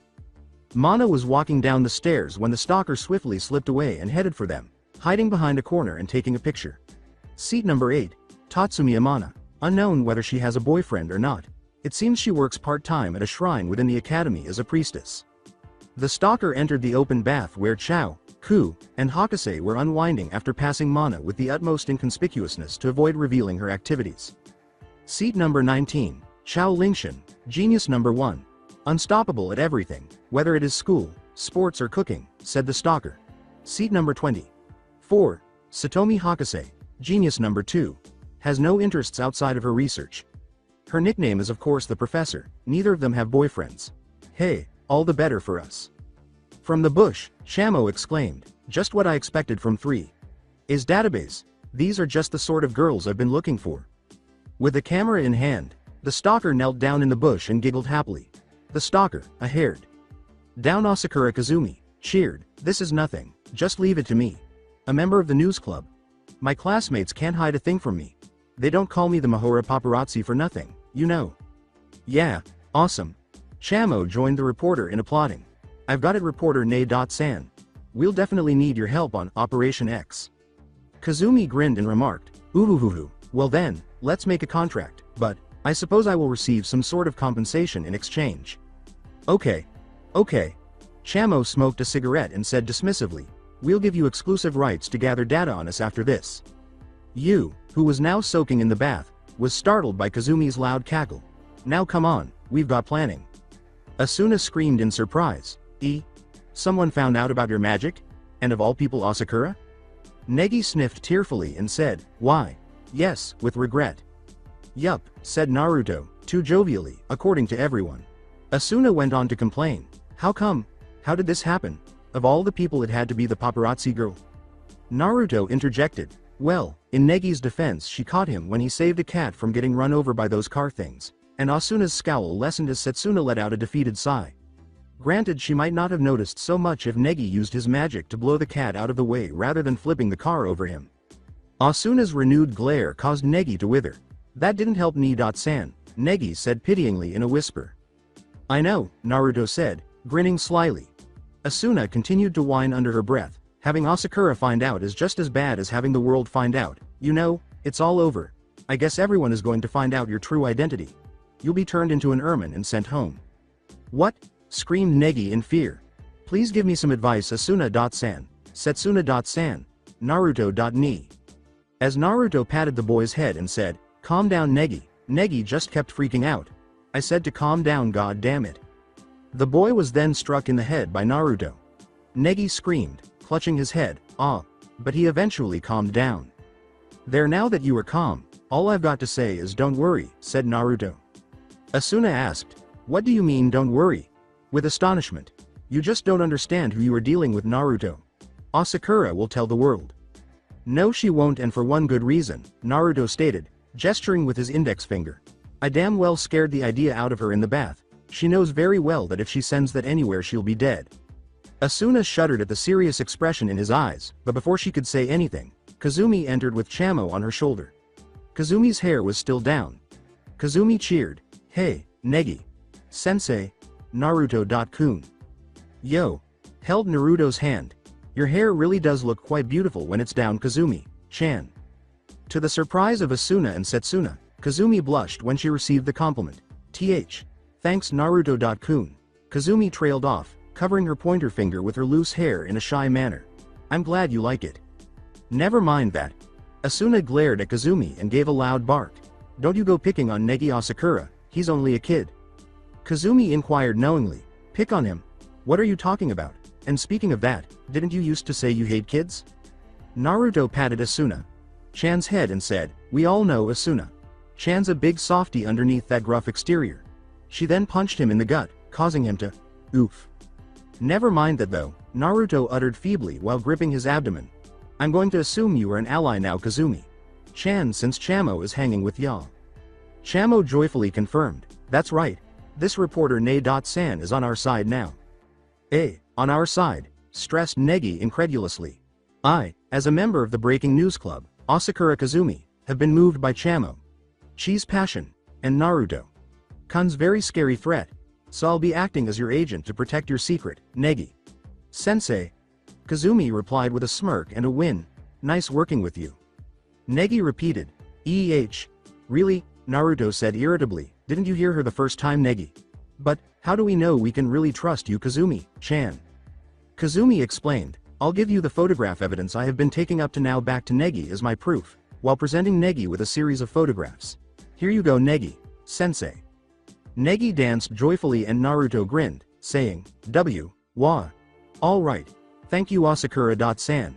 He was relieved that he had reached the girl because he would have killed her if she had actually sent that photo. I wonder if Itachi had these feelings prior to killing his family. Naruto frowned as he thought. Negi exclaimed, thank goodness. That's one problem down, while crying with joy. Asuna patted the little boy's head and said, there, Negi wasn't that nice. Naruto and Setsuna laughed at the two of them's antics. Together with Chizuru, Yuna, and Meiki, who was still wearing a bandage on her forehead, Ayaka asked in her kimono, what's going on, Negi? Sensei. Observing their condition, Negi said, everyone, Atsukara-sama, finished your bath already? And the girls nodded. Actually, I'm improving my relationship with Asakura-san just now. Not like that. Naruto hurriedly exclaimed, observing the shocked expressions on Ayaka's and Meiki's faces. We were just talking is all. Nothing else. Nothing. Happily, Ayaka thought, that's a relief. Kazumi pouted prettily and said, way to ruin my fun, Naruto-kun. But Naruto simply laughed with Yuna. Nida barked as he entered the lounge. Hey, you girls, it's almost time for bed, hurry up and get back to your own room. Meiki resisted, saying, Nida. Sensei. Nida scolded the two youthful teachers, saying, Negi. Sensei. Naruto. Sensei, don't get too soft with your students. Negi stumbled out, why, yes, and scratched the back of his head, I'm sorry. The man growled when Naruto laughed at Nida, but that only made him laugh more. With a foxy smile, Naruto remarked, I've got scarier looks than that, Nida. You've got to improve your technique if you hope to crack my shell, while Nida grinned at the boy. Asuna started, but Setsuna cut her off. Setsuna said, Kagurazaka-san, let's begin patrol, and Asuna followed her as she left. Hold on, Setsuna. Chan, Asuna. Chan. Naruto hurried to the two and produced a string of 10 3-pronged kunai for them to use. Places these around the place for me, please. With these around I should be able to instantly appear wherever they are. Asuna frowned and said, why didn't you put these up last night? Naruto scratched the back of his head and said, forgot, Asuna frowned. Asuna whispered, idiot, and gave Setsuna 5 of the kunai. Good, Naruto nodded resolutely. He saw Negi returning to his room as he turned around. Naruto decided that was boring and rushed after the girls instead. Yo Meiki. Chan. Yuna. Chan. Wait up for me. Naruto-kun. Meiki inquired, perplexed but happy. I've come to play. Happy Naruto's chirp. Meiki stammered, but, Nida, out. Forget grouchy Nida. The old fart just doesn't know how to have fun. Yuna exclaimed with excitement, you've got the right idea, Naruto-kun, and expressed her admiration for the new assistant teacher's disposition. We wasted last night on sleep, but tonight we're gonna play all night long. As soon as Yuna finished speaking, a pillow slammed into Meiki's face, startling her. Ehehehe, Akko exclaimed, still in the throwing position, while laughing. Nice shot, Ak. Naruto was interrupted by a pillow striking his face, and when he got out, he noticed Ku idly throwing a pillow up and down. Yuna and Naruto whipped the pillows at the girls, exclaiming, you've done it now. Akko was knocked on her butt, but Ku was able to avoid it. However, Ku didn't last long because Kaide struck her in the head from the side, knocking the girl to the ground. Akira attempted to strike the tall girl but was unsuccessful. Sadly, Kaide was struck by 3 pillows while battling a cage. Level ninja. The group was shocked to discover a wooden statue of Naruto making the L sign on his forehead after she whipped her pillows at him, causing him to topple over with a wooden sound. And, the following evening, when that mangaka was working alone, Misa said in a spooky voice to Shina, Madoka, Natsumi, Fuka, and Fumika.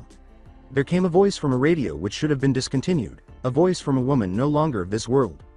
The twins cried out in unison, Jia, in terror. Yu, Haruna, and Kanoka all screamed in joyful surprise. You confessed to Negi-kun? Kanoka asked, grinning broadly. Naruto said, well done, Nodoka-chan, as he abruptly appeared behind her, causing her to jump. Nodoka stammered out, surprised and embarrassed. With a loving pat on her head, Naruto said, no really, I'm quite proud of you Nodoka-chan, making her blush like a little child. He feels almost like a father, Naruto-sensei, Nodoka thought, grinning slightly. I had a girl like you confess to me once, you know, Naruto told them. She had a crush on me since we were 8 years old, but she couldn't tell me until we were 16. The fact that you already confessed is something worth praising. Haruna exclaimed, that's right. As she took out everyone's juices, Naruto had his own. We've got to toast to this. Haruna, Yu, Kanoka, and Naruto all yelled, cheers, before finishing their drinks. Naruto. Sensei, Nodoka stammered a little. After drinking so quickly, Naruto exhaled deeply and said, yeah, Nodoka-chan? I mean to say. All of the girls nodded when Naruto said, you want to know what happened to the girl who confessed, don't you? Well, Hinata was a lot like you Nodoka, quiet, shy but brave when she needed to be. And I liked those features about her, so I tried to date her for a couple of weeks. Tried to? Inquired Yu. Naruto shrugged and clarified, we weren't compatible. In the end, she was the one to call it off. The main problem was there was someone else I was in love with. I was trying to get over her since the girl I loved broke my heart, but the heart wants what the heart wants. Kanoka, who enjoyed romance novels, inquired, so, did you two stay friends? Naruto's romantic life sounded very much like one. Of course we did. Once you're my friend you'll always be one, said Naruto. Sasuke. Teme, I still think of you as a friend. It worked out for the best anyway since one of my close friends had a crush on Hinata anyway and the two ended up having a great relationship. It worked out even better because the guy, Kiba, had spent a lot more time with her so the two were used to each other. Haruna frowned and said, so, does Nodoka have a chance with Negi-sensei? Naruto exclaimed, yup, and the girls lit up. Negi hasn't thought much about girls, so he hasn't really developed any feelings like that, the brat's too goal-orientated. That means he's a clean slate, but unfortunately that means Negi probably won't be able to return your feelings right now Nodoka-chan. Naruto gave Nodoka an apologetic smile while she nodded her head sorrowfully. Naruto grinned and said, lucky for you, you confessed. Drawing puzzled looks from everyone. Because Nodoka-chan confessed, she has made herself known to Negi and the front runner for possible girlfriend. Really? Yu smiled and inquired. Yup. Yu, Haruna, Naruto, and Kanoka all cheered once more. A half hour later, Nida stormed in with Shizuna and Saruhiko by his side, barking, hey 3. Cut it out, by now, everyone in the class, aside from Negi, Asuna, and Setsuna, had gathered to laugh and enjoy themselves. When Nida barged in, Fuka and Fumika tackled Naruto directly in the hopes that he would shield them from frightful ghosts. Immediately, everyone in the class squatted down. Sheesh, I thought it was a little too quiet last night. I know Negi-sensei is soft on you girls, but as long as I'm director of academy external activities, I won't let you have your way. Nida kept on fuming. From this point onwards, you are all forbidden to leave your rooms. If I find any of you outside, you'll find yourself squatting in the lobby, are we clear? Fearfully, Fumika squawked, Yuna questioned incredulously, squatting in the lobby? To the oddly silent boy, Nida yelled, and, you Naruto-sensei, you should be setting a better example for your students. To his dismay, Naruto didn't say much. Nida shouted again, Naruto-sensei, but he didn't answer. Fumika put a hand on the assistant teacher's arm and asked, Naruto-kun, before staring at it in amazement, it's wood. The girls all exclaimed, he's a statue, together.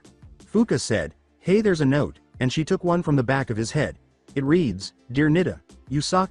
You're 100 years too early to try and capture me. Yours truly, Uzumaki Naruto. Sama. P.S. If you are reading this Fuka-chan, push my right pinky finger down. Fuka did just that, and then a bucket of maple syrup and a bunch of feathers splattered all over Nida. Before the man could process it, a piece of the feathers flew past the girls and struck him in the face, and a sign landed around his neck. With a sign that read, "You can call me Big Bird, Sensei," and a tiny Naruto making a victory sign, Nida ultimately resembled a giant bird. The piece that flew was a makeshift beak. Nida screamed, "Naruto," and the beak moved in response, "I'll get you for this." Saruhiko was right behind Nida as he ran down the stairs. Shizuna hurried after her coworkers, whispering, "Sorry about this everyone," with a faint giggle. There was complete silence for a minute before a snort of laughter from an unknown individual caused the entire class to burst out laughing. With a loud laugh, Yuna said, Did you see his face?" Meiki laughed and added, "And those feathers, and that beak," laughed Masora.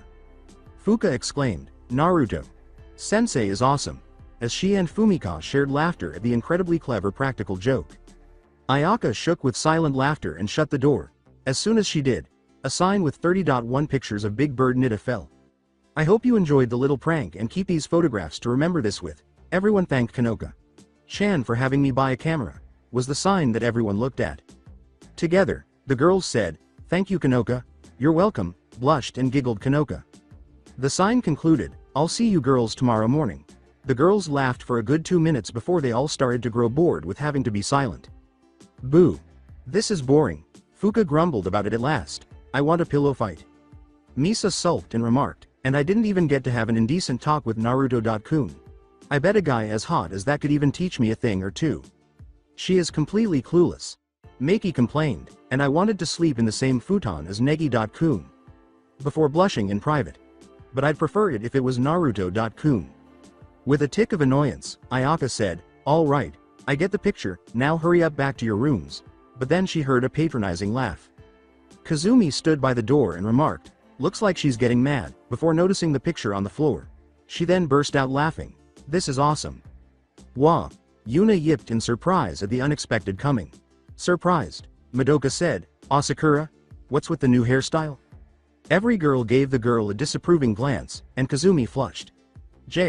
Just thought I would try something new is all. Never mind that though, I've got a suggestion for everyone. Wouldn't it be a waste if the night ended like this? Why don't we and the rest of three play a little game?" Ayaka, still upset over the bath incident, demanded angrily, "What are you talking about? As the class president I will not allow this." "A game? What sort of game?" Sheena asked, disregarding the protests of her class president. A cheer went up from Fuka. "I want to play."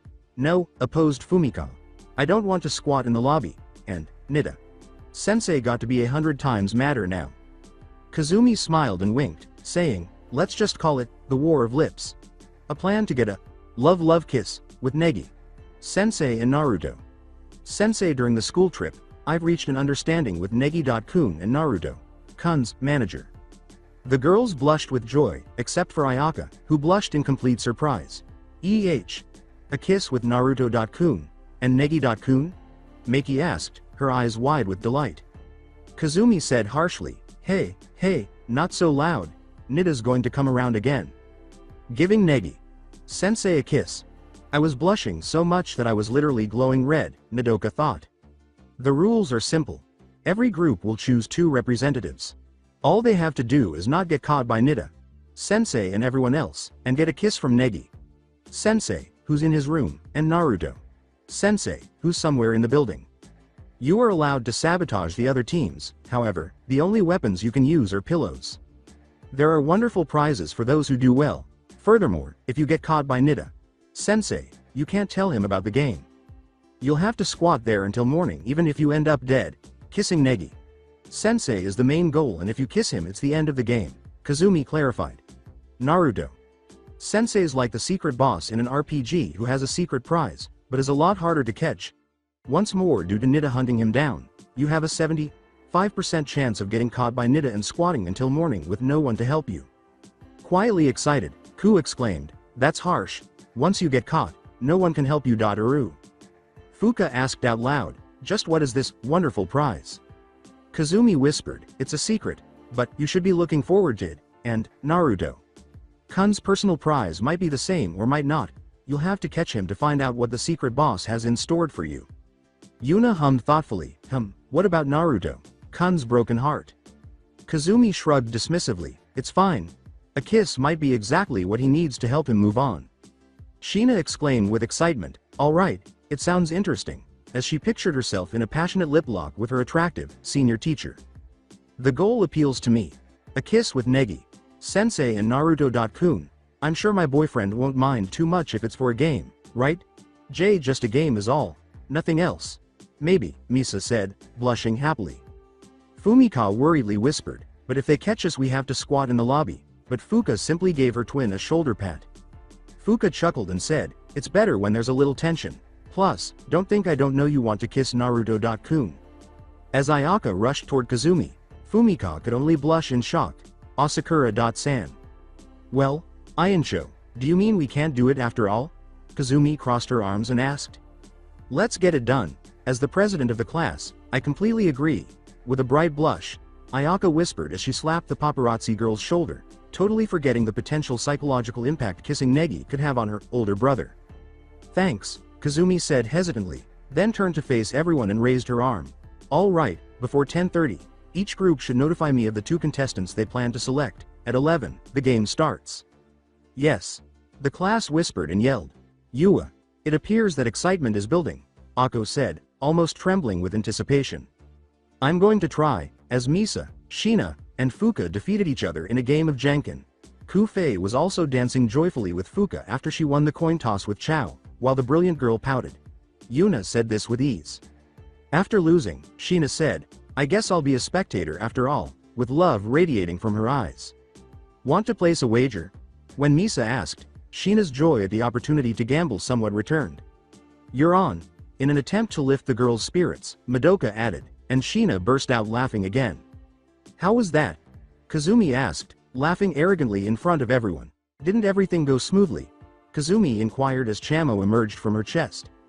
Nei-san did exactly what I expected. Everything is proceeding as planned. Despite having a tick in her eye, Chamo gave the reporter a thumbs up, somehow. Hey, where do you think you're hiding? As she tore the ermine from her breasts, Kazumi remarked, you know what, you are a true pervert. Chamo just laughed without a care in the world. My big, love kiss operation's other side takes the form of these cards. Chamo declared as he summoned 3 cards to him. One was the Pactio card that Asuna currently had along with a mistake version of hers from the botched kiss before they faced Chachimaru in a surprise attack. The other card was the mistake card Kanoka created at the store a couple of days ago. The Pactio cards. We will receive a large number of them. I take it that these are the wonderful prizes. Just pick them up, isn't that right? Kazumi remarked while examining them. You're correct. These are copies I created using my power for the partners to use, but Aniki has the originals. I've already put up a magic circle around this entire hotel, Chamo said with a kind smile, so if we count these 2 mistakes, then Aniki already got 3 of them. We can start a contract right away if someone kisses Aniki while he's in the hotel. What about Naruto-kun? Kazumi raised an eyebrow in question. Naruto.ni uses a different energy source than the people of our world, chakra, and so I don't if it's possible to form Pactios with him, and I owe it to Ni.san for all he's helped Aniki to see if he can do it, Chamo explained with a proud pat against his chest.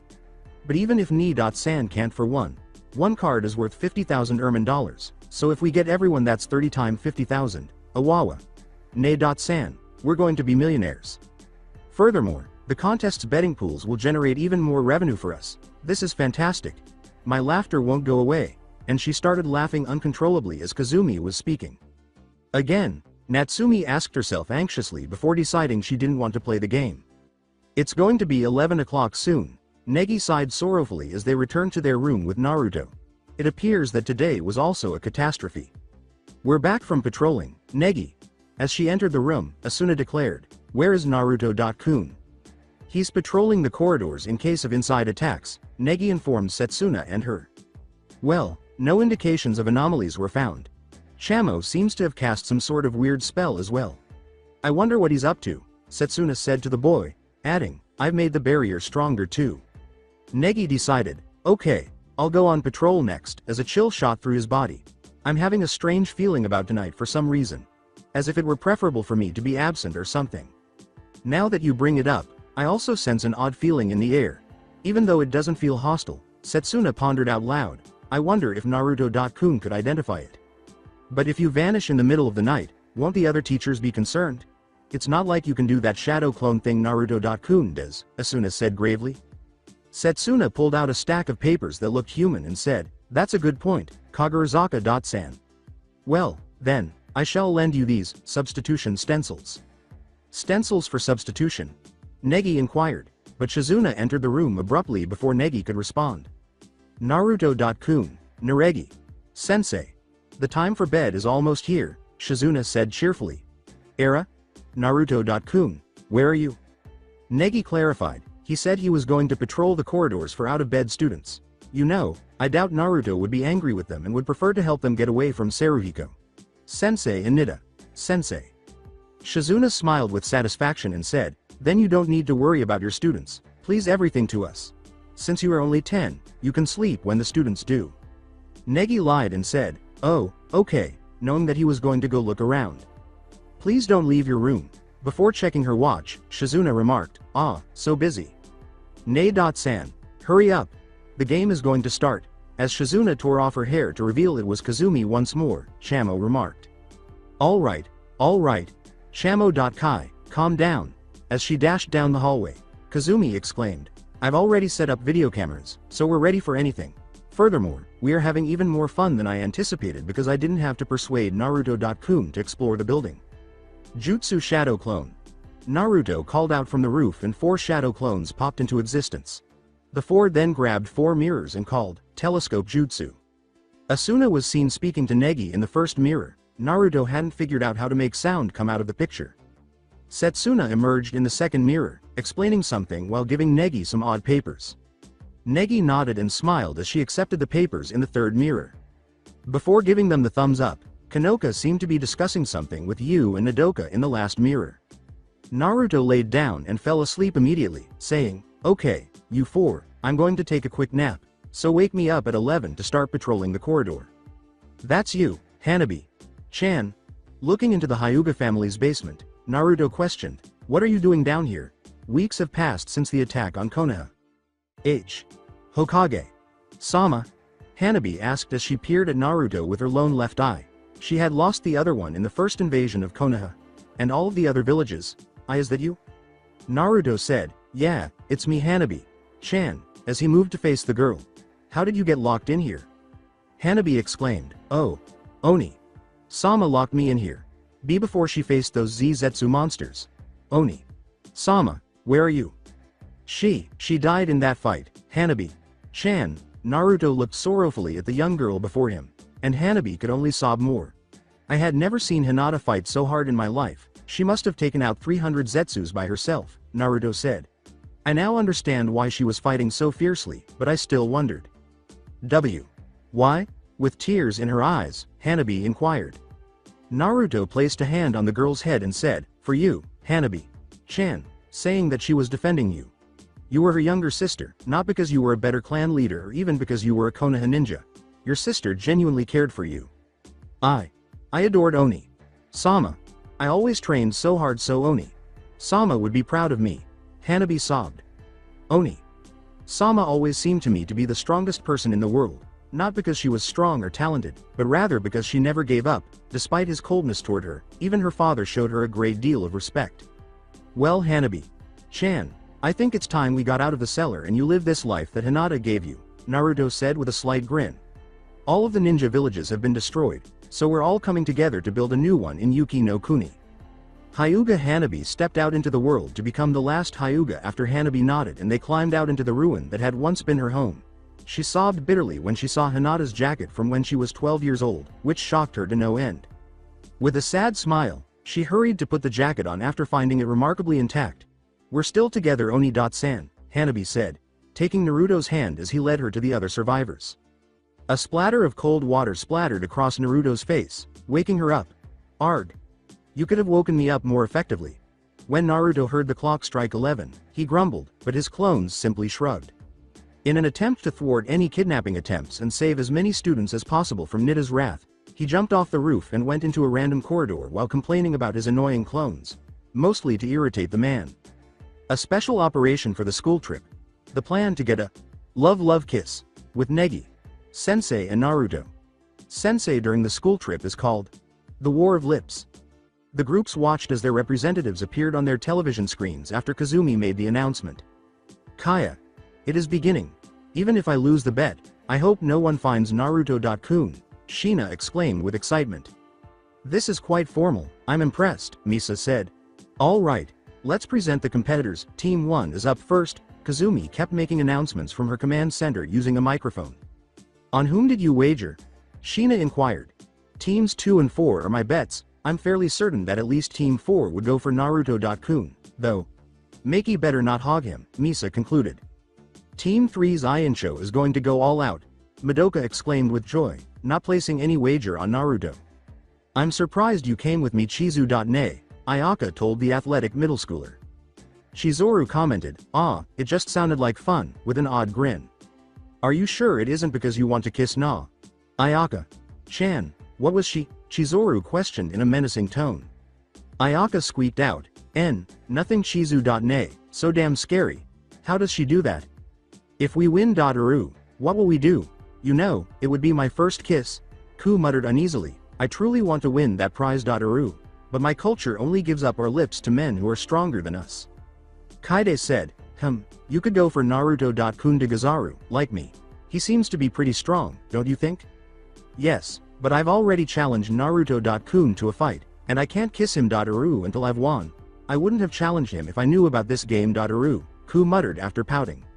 Iancho, with her unending love, appears to be the favorite, but Team 3's Naba Chizuru appears to have a hidden reason for competing. However, the Baka Rangers Kufei and Kaide from Team 2 should also not be taken lightly, Kazumi clarified. All right, we're going to prevail. But are you certain you don't want to go for Naruto.kun? Yuna said softly. You two appeared to be close today.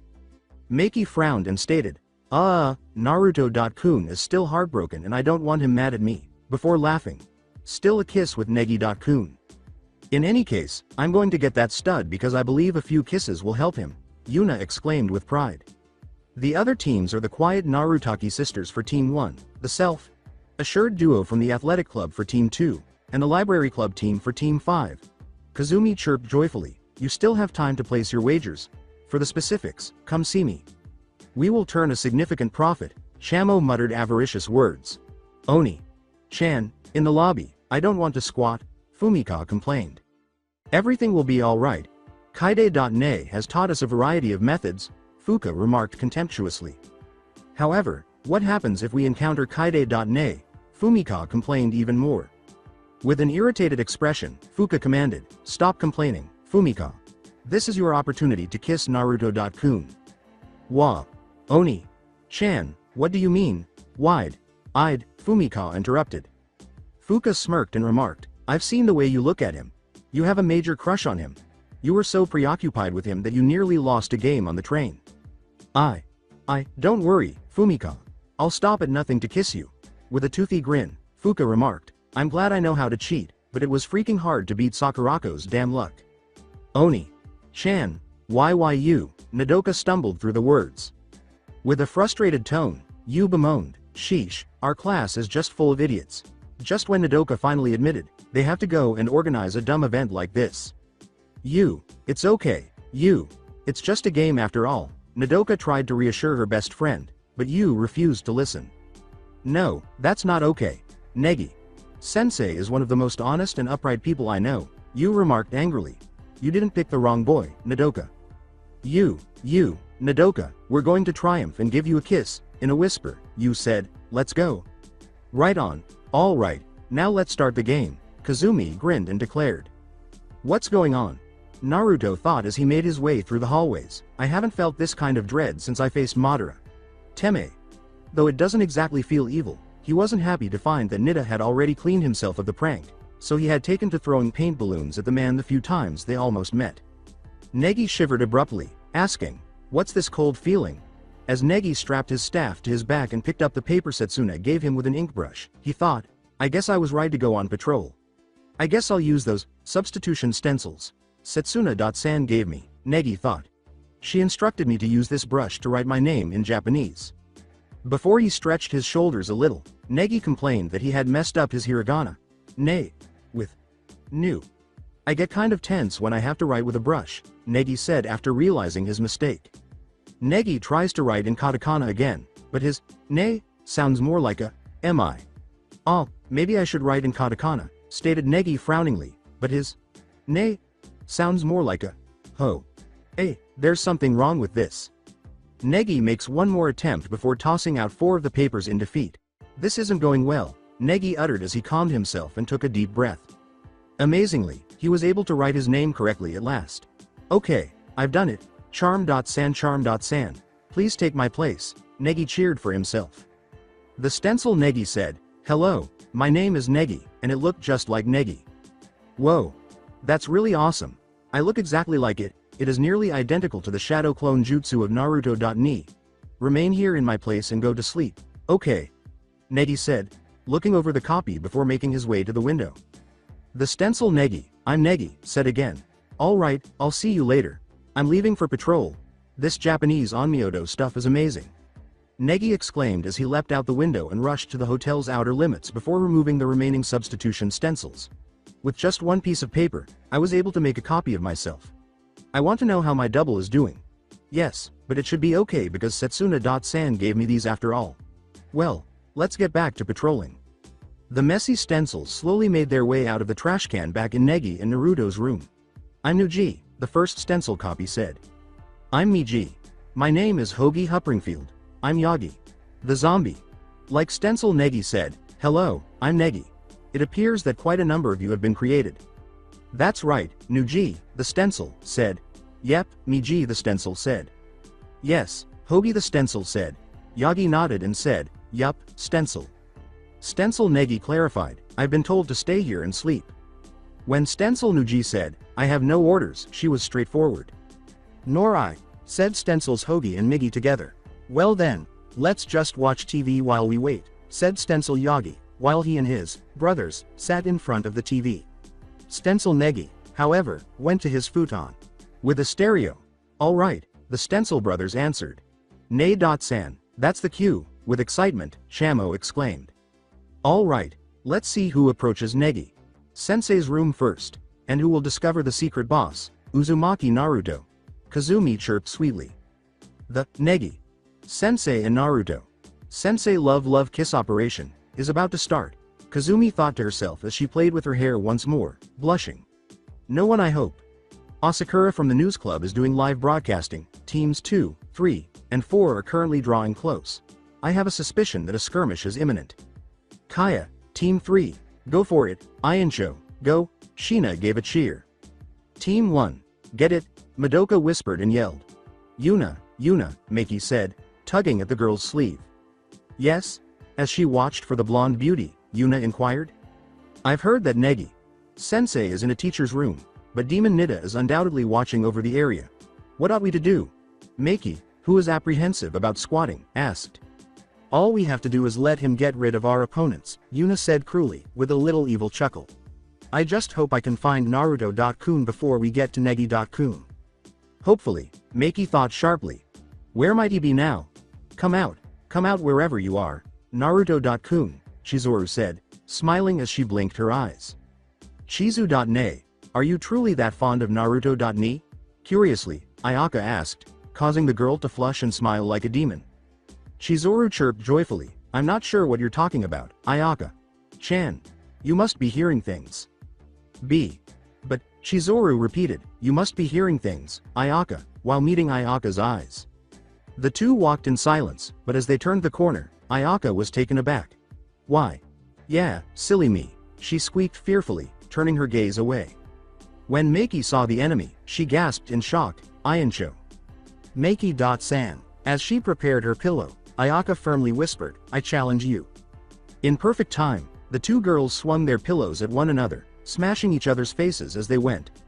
The two fell back together, but Yuna saw her opportunity and said, You did it, Maki. Iancho was knocked out. Yuna cheered as she prepared to swing her pillow forward, but a pillow knocked her back instead. Chizuru smiled and said, I apologize Yuna.san, but Yuna somehow felt that she wasn't sorry at all. Oh, there's lots of prey here, Ku whispered as she jumped down the stairs with 3 pillows, with the might of a practiced marital artist. Captain Ku Fei landed in the middle and threw the pillows together. China triple pillow attack. Ayaka, Maki, and Yuna were all instantly knocked back by Ku's powerful blow, and as Chizuru attempted to flee, she heard Kaide exclaim, "Kuga ninja art, pillow shuriken." Chizuru was knocked to her butt before she could avoid the lightning, fast pillow. As Ayaka snarled angrily, Ku chuckled triumphantly, "Now you've done it." Whoa. It has already begun. The melee is 3-way. Will the martial arts club's Ku Fei have the advantage? You know that it's forbidden to use pillows? As Yuna, Maki, Ayaka, and Ku engaged in combat and Kaide kept avoiding Chizuru's enraged pillow strikes, Kazumi declared.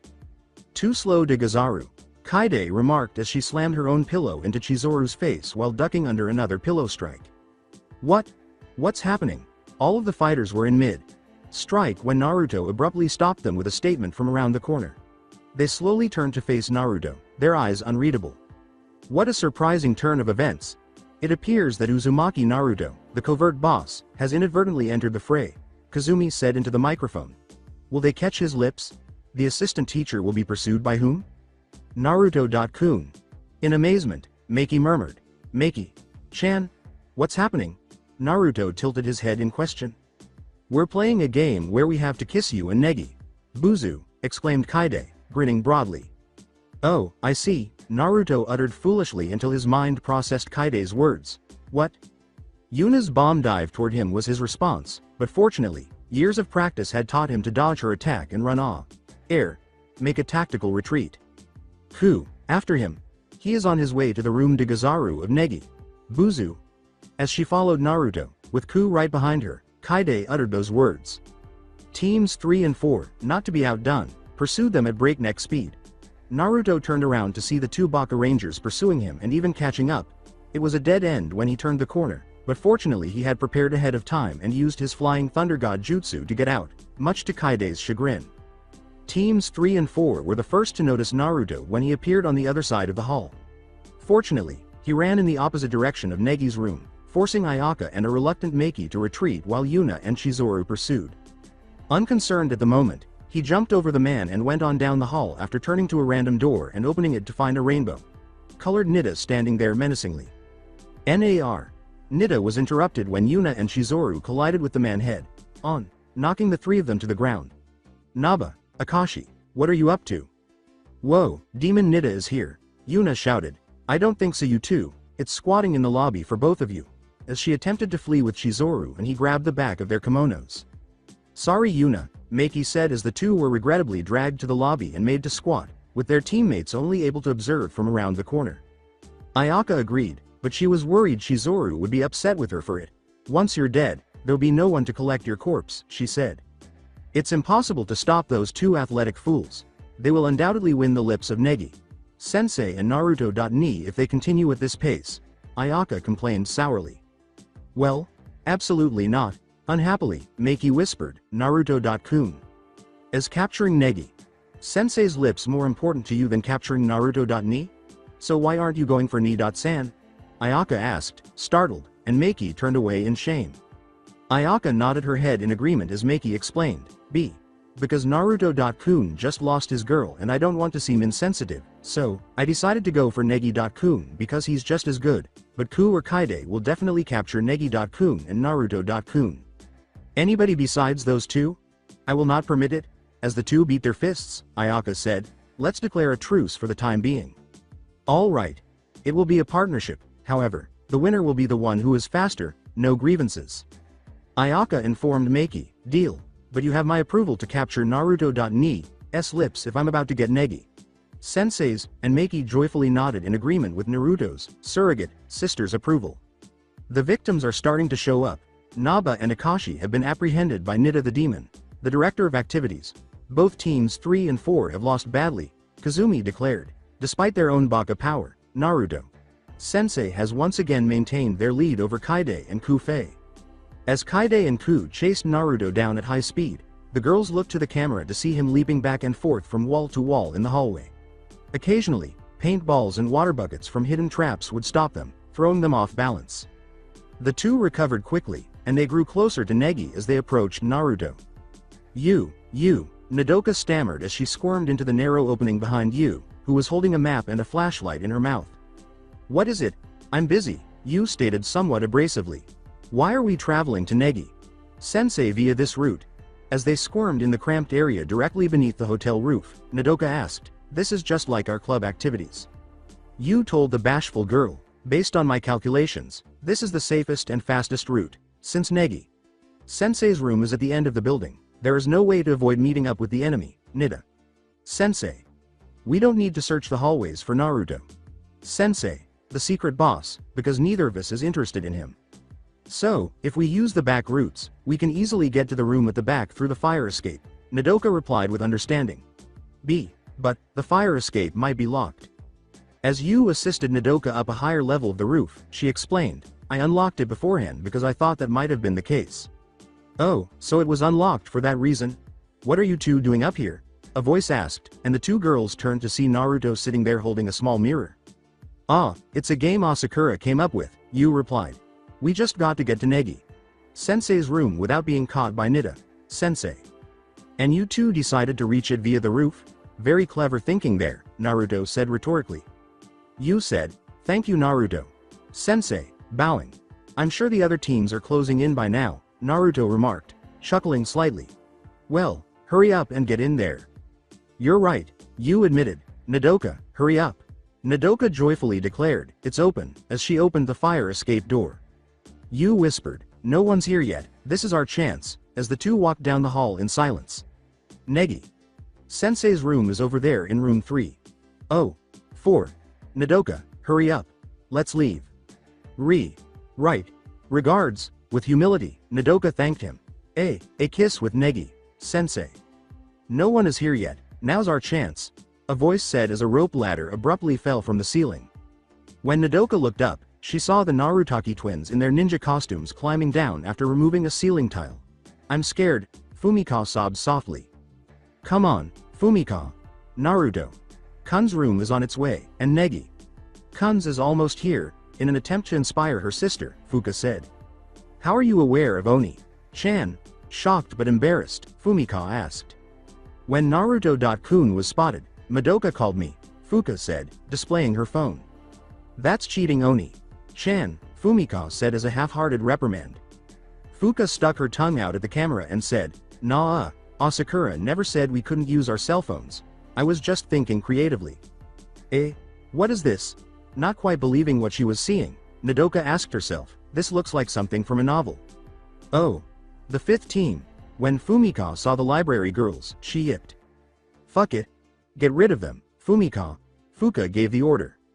Is it Fumi-chan or Fu-chan? Still astonished, Nodoka asked. The split body technique in Narutaki ninjutsu style. With 2 pillows in each hand, the twins stood side by side and exclaimed. However, their bodies aren't even splitting. Nodoka muttered to herself that the twins' method had no effect at all. Kuga throw. Fuka prepared her pillow attack, unfazed by their failed technique. Fuka dropped one of her pillows and was interrupted when a pillow slammed into her head. Fuka.san Fumika.san. I'll be your rival. Yu told the 2 girls, very manga-like. Yu. Kichi. Damn you, it was difficult. Are you able to resist a Kuga Ninja de Gazaru unit? Nervously, Fuka barked at the girl. She is considering that, frightened, Fumika said, but she didn't have time to process Yu's actions when he slammed a pillow on top of their heads and left them there. Why, you've accomplished it? Fuka yelled indignantly until she noticed Yu removing 2 bulky textbooks and holding one in each hand ominously. Oh, she's pulling out a potentially harmful weapon. As Yu slammed the books on the 2 girls' heads directly over the pillows, causing them to scream in agony, Fumika squeaked. Yu. Kichi. Books are prohibited. Fuka cried out pitifully as the book hit her head once more. Ow. Yu smirked as she struck them once more before they could even consider avoiding her, and Nodoka could only stare in shock at her friend. If I hit you over the pillows it's allowed, she said. Nodoka, hurry and enter that door. I'll hold them back here. When the twins eventually launched a pillow counterattack, Yu gave the order. Nodoka stammered, why, Yu, but ow, because she didn't want to leave her friend. Hey, we've located them. As she and Kaide pursued Naruto, who screamed to stop when he realized he was surrounded, Ku cheered. Gosh. For some reason, I feel like I should really blame Negi for this, Naruto said, cautiously observing both sides. With excitement, Fuka whispered, "This is your chance, Fumika. I'll keep Kaide.ne at bay." H. Get in there quickly. Yu ordered, prepared to hold off Ku. She had unintentionally formed an alliance with Fuka. I will close the door. After being pushed into the room and having the door shut, Nodoka exclaimed, "Why, you?" and blushed red when she turned around and saw that she was alone in Negi's room. "Negi. Sensei." Nodoka gathered all her courage and sat down beside Negi's futon, who was sleeping. Negi. "Sensei, I'm sorry, it had to be like this, but I'm glad. Sensei, please let me kiss you," she said. Negi. "Sensei, I'm going ahead," Nodoka said as she leaned forward slowly, but she couldn't help but feel a weird feeling of deja vu. Didn't something like this happen before? She asked herself. Nodoka saw 4 other Negis in the room and was stopped in her tracks when Stencil Nuji called out, "Shoo," from the top of the futon. "It's a kiss," Stencil Miji exclaimed with excitement. "She is pursuing it," Hogi, the stencilist, agreed. "Stencil Yagi." "Comprehensive." With a nod, Stencil Yagi said, and Nodoka began to feel both lightheaded and alarmed. "I'm coming. Kaide.ne." In an attempt to escape the fight and, hopefully, be forgotten, Fuka screamed as she rushed past Naruto, who was slowly leaving. Fuka leapt to Kaide, but the taller girl threw her pillow at her instead. The 2 girls nodded as they blocked the corridor from Ku and Kaide going any further, and Naruto saw his opportunity to make a covert escape after Fuka was struck head on and flew backward before Yu caught her. That is, until Fumika courageously blocked his path. "See. Can I kiss Naruto? Sensei. Please?" With puppy dog eyes that seemed like they could burst into tears at the slightest rejection, Fumika asked. Not wanting to offend the girl, Naruto stammered, "Well, that is to say," but was cut off when a frightful noise came from his and Negi's room. "Yeah." Nodoka had let out a terrified scream. "What scream? Was that?" As she sat on Yu, Ku asked in surprise. "Hey, Nodoka." Naruto screamed as he rushed through the door. "Hanya. What's the matter, As she and Yu followed Naruto into the room and saw Nodoka unconscious on the floor, Ku questioned. "Nodoka?" Yu asked in disbelief, but Naruto knew that the person who had done this to Nodoka could only have gotten away in one way, so he immediately leapt out the window to find the monster that would attack someone like Nodoka. "Damn, the window. Was the escape route," Ku called, noticing Naruto running outside. "Fumika, after them." As she leapt out after Naruto, Fuka gave an order. "Oh, Oni-chan," Fumika squawked and trailed behind her sister. "He's on his way to the Gazaru lobby." In an effort to ambush Naruto from the opposite direction, Kaide drew Ku along with her as she spoke. "Hey, Nodoka. Take control of yourself."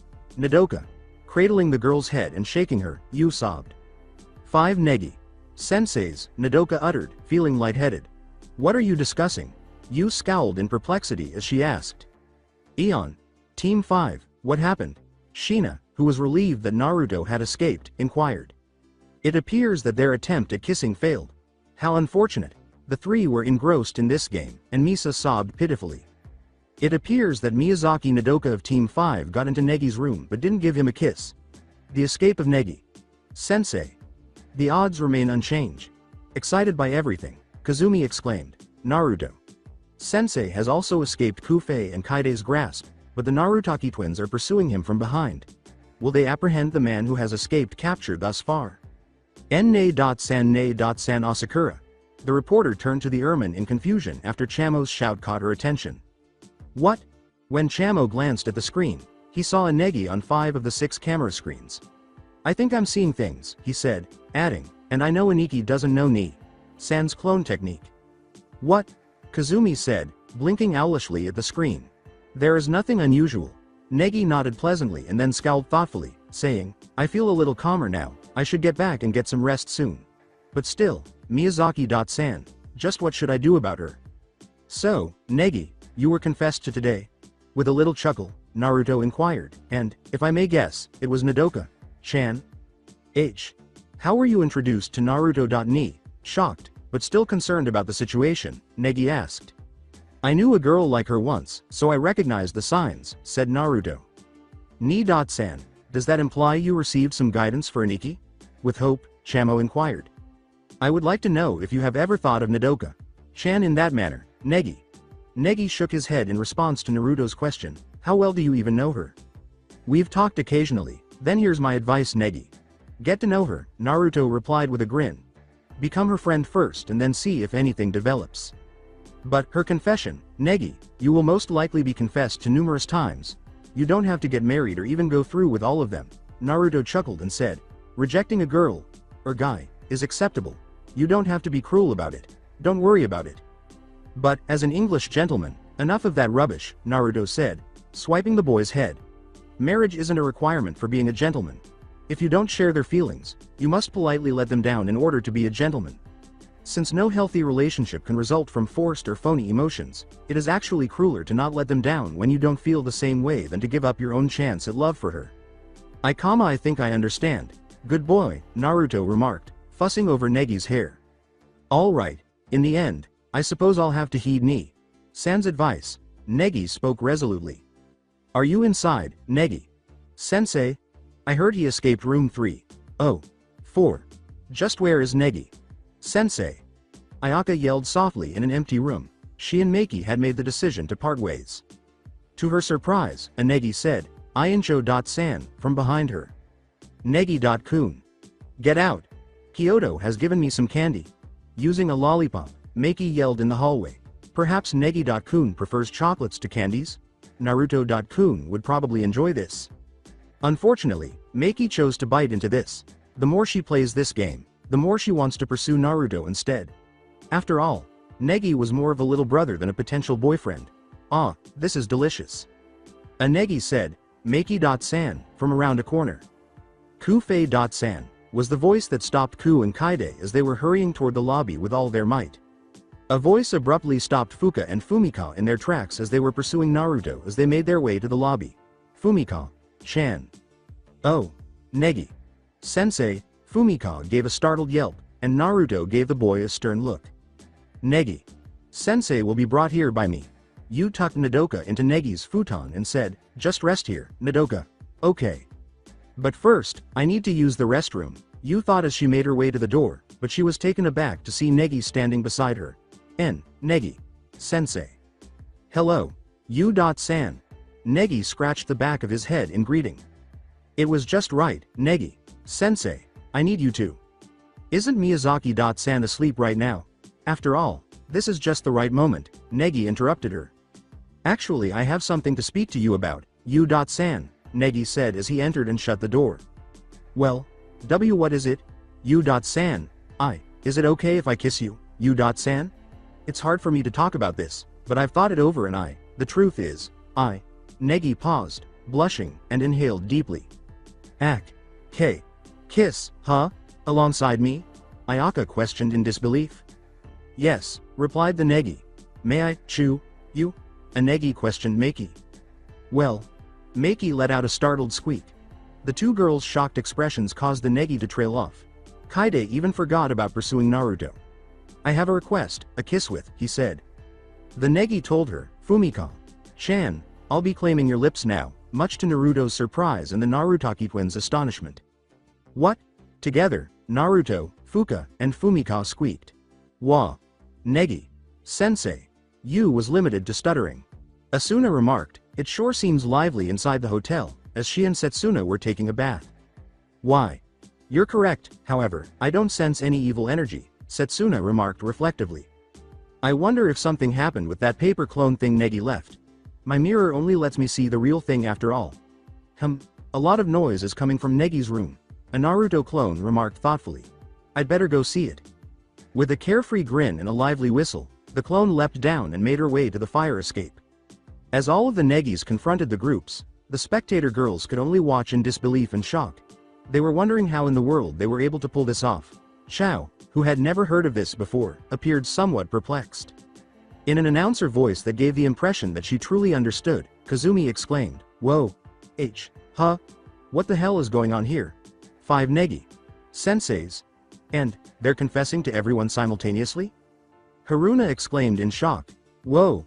What the heck is this? Furthermore, why isn't Fumika making an attempt to kiss Naruto.kun? I thought she was interested in doing so. Kanoka laughed and remarked, I think she's too surprised by Negi.kun. Wow. Amazing. Which one is authentic? Akko asked out loud. They must be imposters. Akira questioned whether this was even feasible, but she couldn't help but be tempted to keep watching. Fantastic. What a turn of events. I'm getting really excited now. With stars in her eyes, Sheena exclaimed. This stuff was gold. GOLD. I didn't even care if someone kissed Naruto at the moment. Asakura, you truly have a talent for entertaining, Misa cheerfully concurred. In the meantime, Kazumi and Chamo started to freak out in the control room as soon as she put down and turned off her microphone. Awawawa. This is awful. Iniki became 5 individuals. Chamo let out a terrified scream. Damn, what are those things? Kazumi yelled in shock and horror. Naruto might get really pissed at her for this turn of events. You're a spirit, right? Take action. Nay. Negi. Sensei. With a flushed face, Yu stepped back and asked. Yu-san, may I? Negi moved closer and asked. When Yu lost her balance at the end of the futon and fell directly beneath Nodoka's feet, she stammered, I. Yu-san, Negi uttered while he undertook her. Until Yu noticed Nodoka's sleeping face above hers, she stammered nervously, just am I have misjudged you, Negi. Sensei. You go after me immediately after Nodoka confessed to you. Tell me that isn't the case. I apologize, Yu-san, but I just wanted to kiss you. Negi's intensely focused gaze and flushed face only made Yu's blush worse. Whoa. Oh no. Nothing is visible to me from this camera angle. Kazumi exclaimed as she looked into the screen that showed Negi's room from outside his window. What happened? Was ASU of Team 5 kissed? What a fantastic ambush. I'm not sure what's happening, but it appears that Team 5 is now in the lead. The Negi touched the blonde president's cheek and said, Ainsho-san. Negi. Sensei, smiled Ayaka, feeling lightheaded. No, I'm Nuji. Nuji corrected the stencil. Nuji. Sensei, Ayaka pointed out without noticing. Ayaka abruptly turned away from stencil Nuji's words. Well then, let's kiss. Just wait a minute, please. With my face like this, I can't kiss Negi. Sensei for the first time. Before taking out the camera she had borrowed from Kazumi for this momentous occasion, she said in shame, let's do it in front of the camera with makeup on. She takes out her makeup and begins to properly powder her face, saying, just wait 2 minutes. No, 3 minutes. Oh. It is identical to my dream. Who would have guessed that Negi Sensei would initiate contact first? What ought I to do? Maki.sa. Maki interrupted, pushing Negi away in shame. Even though Negi was like a little brother, he wasn't her real brother, and she was caught off guard by his audacious statement. Mo. Negi.kun. You're a pervert. Before drawing the boy close to her and pinching his cheeks, Maki cried, this is so exciting. Negi.kun. I simply cannot refuse a child. Just a small one, shall we? After all, I don't want Naruto.kun to get the wrong idea. Kufei.san. The Negi moaned in shame as Kufei kicked him against the wall. Holding her flaming red face, Ku uttered, Ayaya, when it comes down to it, I'm embarrassed. Uru, please wait a minute. Knowing that if Ku were to succeed in this kiss, she would have lost her opportunity to kiss Naruto. Kaide could only sigh and shake her head, frowning, wondering if it was wrong to want her friend to fail. Fumika. Chan. The last Negi trailed off, watching with jealousy as Fuka attempted to beat up Fumika while Naruto used a drop of sweat to keep the two apart, far enough that they couldn't kiss him. Why just you? Our twin status is predetermined. As Naruto suspended her in midair, Fuka screamed, he's not even your target. At that, Fumika blushed and looked shyly at Naruto, who pretended not to hear, for which she was grateful. It's because Oni-chan is so violent. Fumika angrily screamed at her elder sister for uttering such a statement. Group 3. Will Team 3's Ainsho pull it off? No.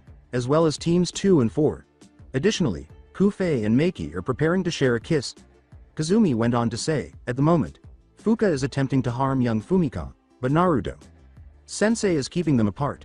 He's even clever enough to keep them from kissing him by keeping them back a certain distance.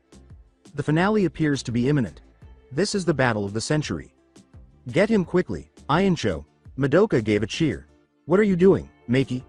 Perhaps she is worried that Naruto.kun will notice her, Akko muttered in surprise. Although Akko thought Naruto was very attractive, she decided to leave him to Maki after realizing how much she liked him, hoping she wouldn't be rejected the way she was. Kufei. Act quickly to prevent Naruto.kun from being kissed. Chao made a demand of her companion.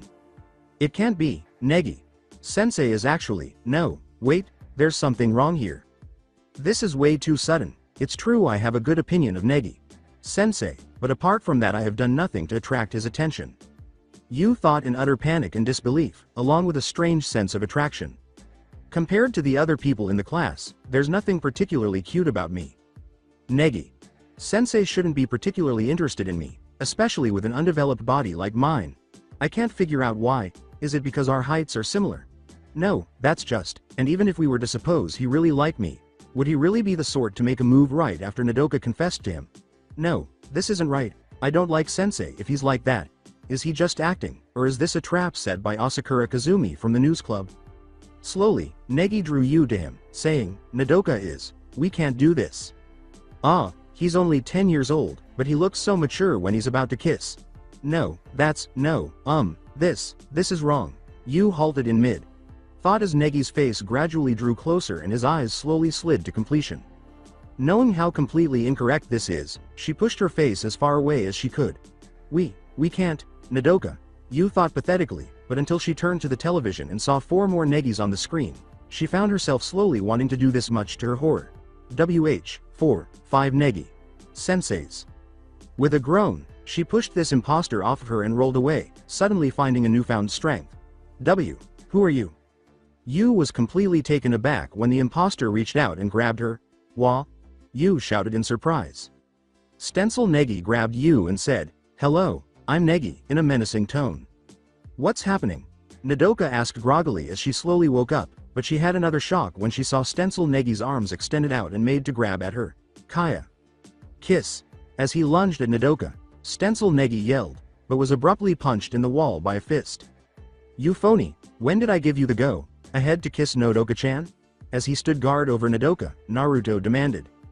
Though utterly taken aback by Naruto's unexpected arrival, Yu was grateful nonetheless, and it was truly amazing how protective he appeared to be of Nodoka.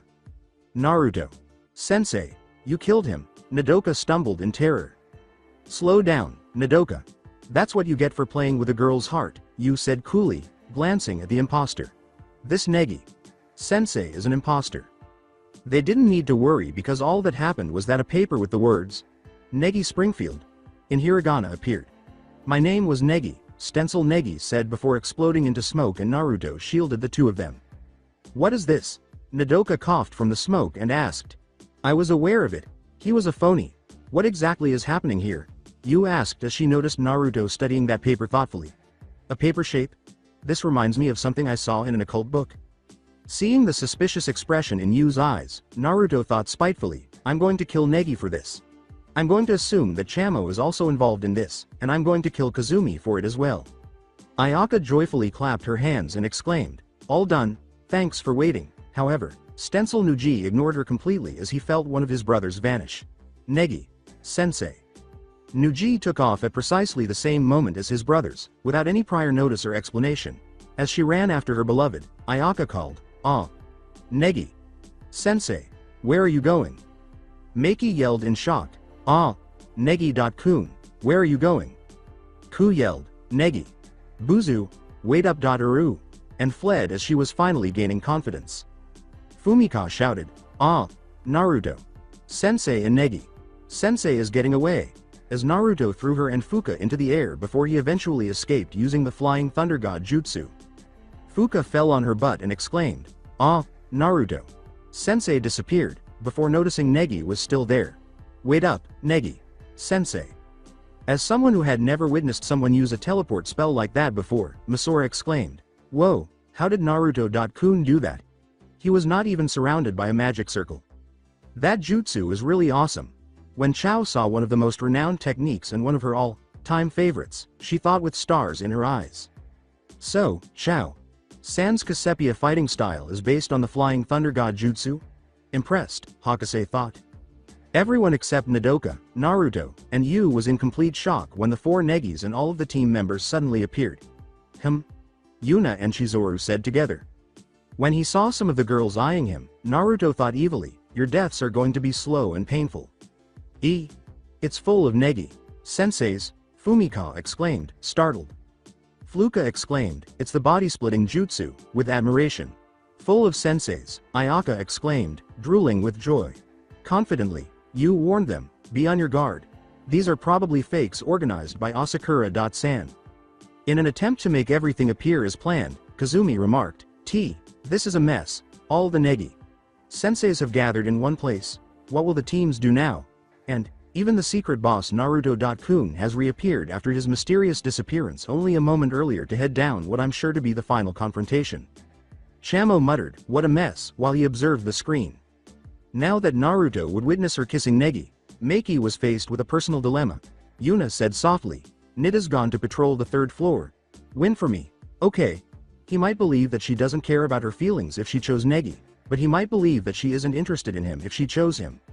When Meiki Bomb dived to Naruto in the hopes of kissing him, she exclaimed, Mo, I can't take it anymore. However, as soon as their lips met, Naruto vanished in a cloud of smoke, revealing one of the Negi senseis. Before exploding into paper, Stencil Nuji declared, my name was Nuji, while holding up a victory sign. Kazumi exclaimed into the microphone, whoa, it exploded. Was this sensei a fake? Naruto muttered, that was close, while hiding behind a counter. Kufei exclaimed, let's just kiss one of them. Let's catch one Kaide. Kaide nodded thoughtfully, certain that Naruto sensei had employed the substitution jutsu technique. Yu exclaimed, ah, Kufei-san. With a start. A Negi was in Kaide's grasp before the brothers could process what had happened, and Ku gave him a quick peck on the cheek. Miji uttered the words, my duties have been fulfilled. By the way, my name was Miji, prior to detonating and producing even more smoke. As he emerged from the smoke, Nida yelled, hey, what's all this smoke?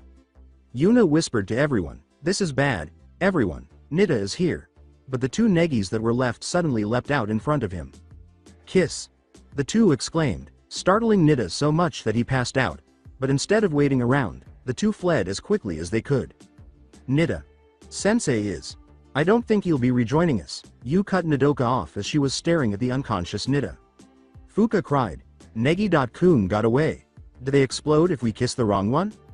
Ayaka affirmed, yes, and violently at that, as she chased after her ideal boys. Come on, after him. Ouya. They even got Nida. Sensei, Shina exclaimed, effectively pumping her fist. And, Naruto-kun managed to get away. With cunning, Madoka questioned, what was that Sakurako? Nothing, Shina said with a quick squeak. Geez, who cares about that? Misa asked, addressing Nida rather than Naruto because she is interested in that. Stop this game before Naruto-kun is taken prisoner. Just kiss him. Go for it Fumika. Fuka called out, wait up, sensei. As she and Fumika ran after him down the hallway.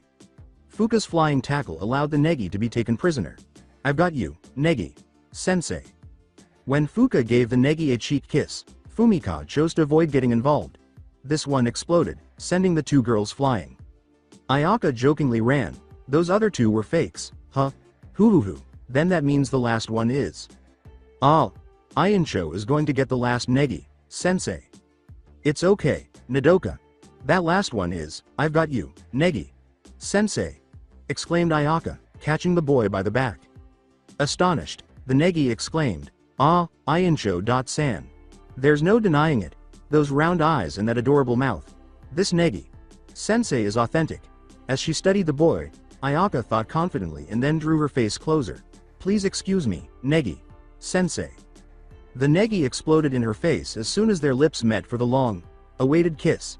Stencil Hogi said, my name was Hogi, in a faraway voice. With a paper landing beside her and minor burns on her body, Ayaka mumbled, wah, no way, that can't be. As she and Chamo packed their bags full of the meal tickets, the betting pool, Kazumi asked herself into the microphone, wah, what the heck is going on here? It seems all the Negi senseis were fake. Does this mean the proceeds of the betting pool go to me? Misa blurted out, hey, no way, Asakura, with rage. Give us back our meal tickets, declared Shina and Madoka to the TV. While safely hopping from corridor to corridor, Naruto was being cautious because he had sensed one of his clones dispel itself in the lounge when it foolishly backed into a sharp corner. Ku yelled, there's Naruto-kun. Stop right there Uru, as she and Kaide continued to pursue him. In the hopes that Nida had woken up again to catch the 2 of them, Naruto cursed his bad luck and turned around to run directly back to the lounge. As Yu and Nodoka hurried back to the lounge, Yu exclaimed, I didn't think Negi-sensei would agree to participate in something as stupid as this. The real Negi-sensei must be somewhere else. Why, yeah.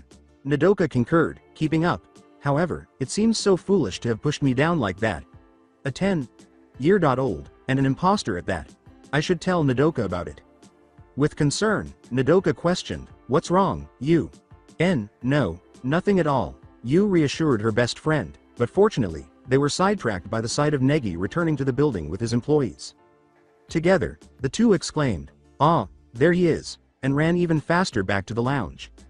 Negi called out, I'm back, but he could feel the odd tension in the building, which was more like the normal energy of his class than anything malevolent. Huh? It seems like there's some kind of commotion going on. Come on, Nodoka, Yu exclaimed, pushing the startled girl in the direction of the 10-year-old instructor. Ah, Miyazaki-san, Negi said, blushing bright red. Say, Negi-sensei, Nodoka stammered out, feeling equally flushed. As he watched the screen, Shamo exclaimed, Nei-san. It's the real Aniki. He has the staff. Halting Kazumi's escape plans in their tracks. Kazumi asked in surprise, what did you say? Together, Misa, Madoka, and Shina exclaimed, ooh, at the most recent development. Negi started to explain, about what happened this afternoon. Nodoka squeaked, before she started to panic. No, we don't have to talk about that, as long as you heard what I said, that's. Asuna and Setsuna walked around the corner to watch the event unfold, and Asuna asked, huh? Negi apologized as warmly as he could, saying, I'm sorry, Miyazaki-san. To like someone, I still don't really understand. Nodoka couldn't help but feel a little discouraged. Oh, of course I like Miyazaki-san. But I like everyone in my class. I like Asuna-san and Kanoka-san. Ainsho and everyone in the Baka Rangers. I mean, like, in the teacher and student relationship. No, sensei, that. Yu simply stood there in silence while Nodoka attempted to comfort the boy. With a hopeful tone, Negi said, I can't give you a proper answer Miyazaki-san, but, as friends, how about we start off as friends? Nodoka's heart leapt. Okay, Nodoka said, grinning as contentedly as Yu Negi had ever seen him. As Yu sipped a juice, she thought, that's right, this is the real person after all, and he's only 10 years old. Chizuru and Yuna tried to listen in across the room, but Yuna complained, what are they saying? I can't hear. Hey, Asuna chuckled from around the corner, but as she watched Naruto run with Ku and Kaide on his heel, she felt a gust of wind blow past her.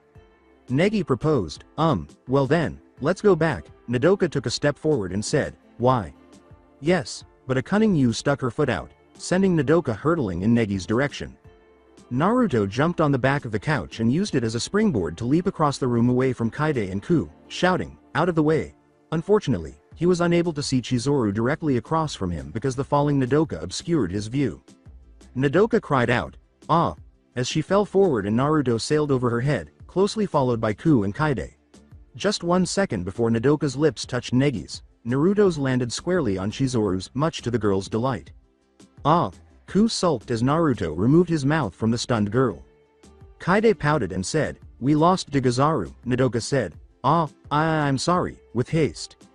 Negi apologized. No, I'm sorry too, she said. Kazumi declared, Hanya. Shan and Shizu.ne won. The winners are Miyazaki Nodoka and Naba Chizuru. Chizuru's name was spoken icily, though. Misa was furious and said, what, did anyone bet on them? Naruto had come so close to getting away. Hee.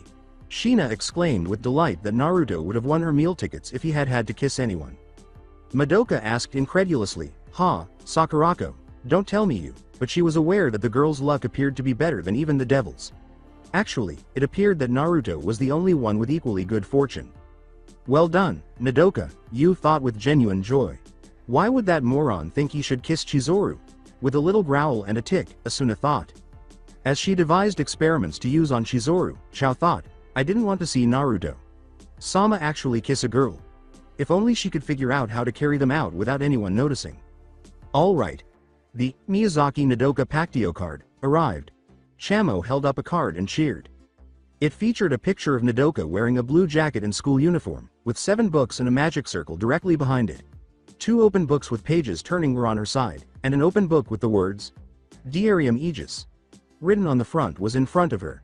The number 27 in Roman numerals was in the upper left corner, while the numbers in the lower right corner were written upside down and in reverse.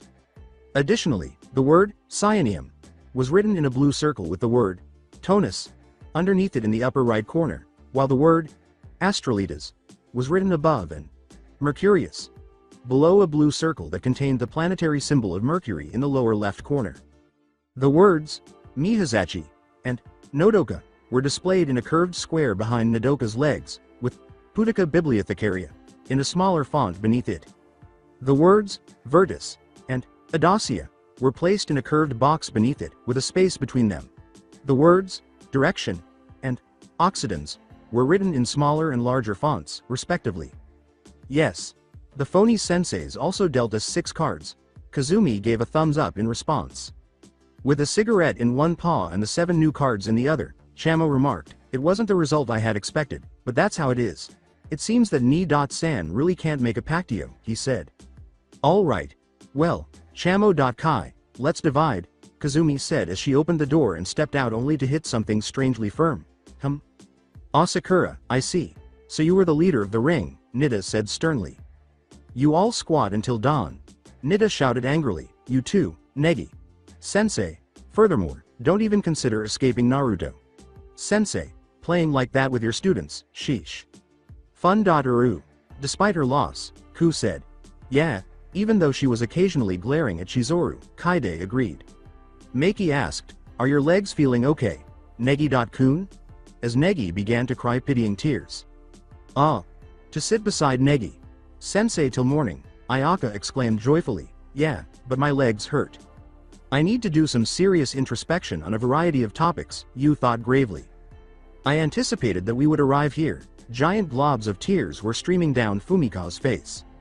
"But with everyone else, it's more enjoyable," Fuka chuckled as she spoke.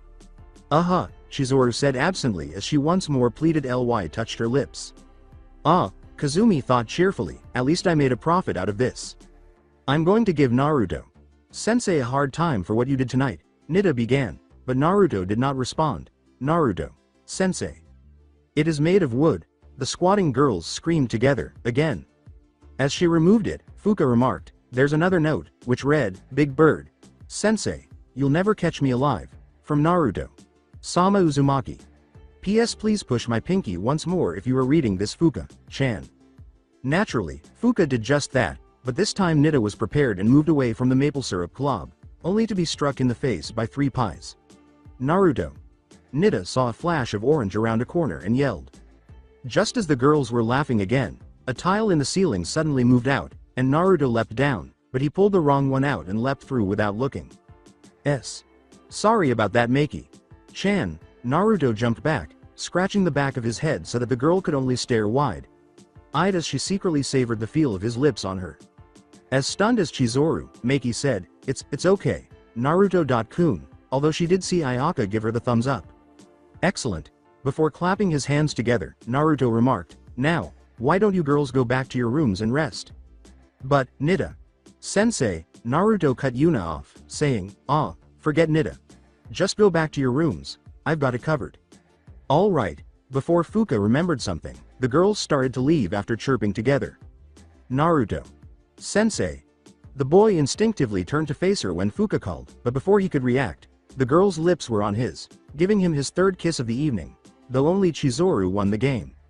"Oh, Oni-chan," Fumika scolded as she ran away from Naruto in embarrassment, but quietly added, "Thank you." "Hold it right there, Kazumi." Naruto could only sigh as he thought of Sakura, but he knew that this was probably good for him in some way he could not comprehend. He was certain that Sakura-chan would have killed him if he had kissed 3 girls in one night, even by accident. "You two are staying the night squatting," Naruto uttered as he seized the girl's jacket and seized Chamo by the tail. "What?" Kazumi pouted as she asked. "It's unfair, Ni.San," Chamo argued. "Hard. I am aware that you are to blame for my ordeal." Making his trademark hand gesture, Naruto exclaimed, "Shadow clone jutsu." There were 19 Narutos. "All right, you 11 change into the girls, and Negi, and replace them." The 11 grumbled as Naruto gave the order, saying, "Oh, don't give me that, You know, it's better than meditation for sage mode. You six are going to hold the veil jutsu on my room and the girls' rooms, so if Nida or the others check, no one will be able to see them. The 5 clones nodded, adding to the 10 girls and 1 boy's complaints. You last 2 get to have the most fun by messing with Nida and keeping him away. Yes. After winning the enjoyable job, the 2 Narutos performed a victory dance. As he made his way to his room, Naruto remarked, "Oh, and Chamo, I didn't form a card, did I? Kazumi and Chamo are going to sit here and squat for the rest of the night for the hell they put me through tonight while I go to bed." Chamo said, "Nope. Sorry Ni-san, an apology." "Oh, I thought as much," Naruto added empathetically, "so that nobody is suspicious, we'll just have to think of another prize. Because I'm sure the card will be the prize knowing you. Good night." Good night. Suddenly realizing they had no second prize for Chizuru, Kazumi and Chamo said together, "What did those men do?" Asuna crawled into her futon and thought, "Negi too. It sure is peaceful around here now." Mumbling to herself, "Don't tell me it was because of the papers." Setsuna picked up the substitution stencils. That's it for today. I hope you guys enjoyed this great story. See you in the next one.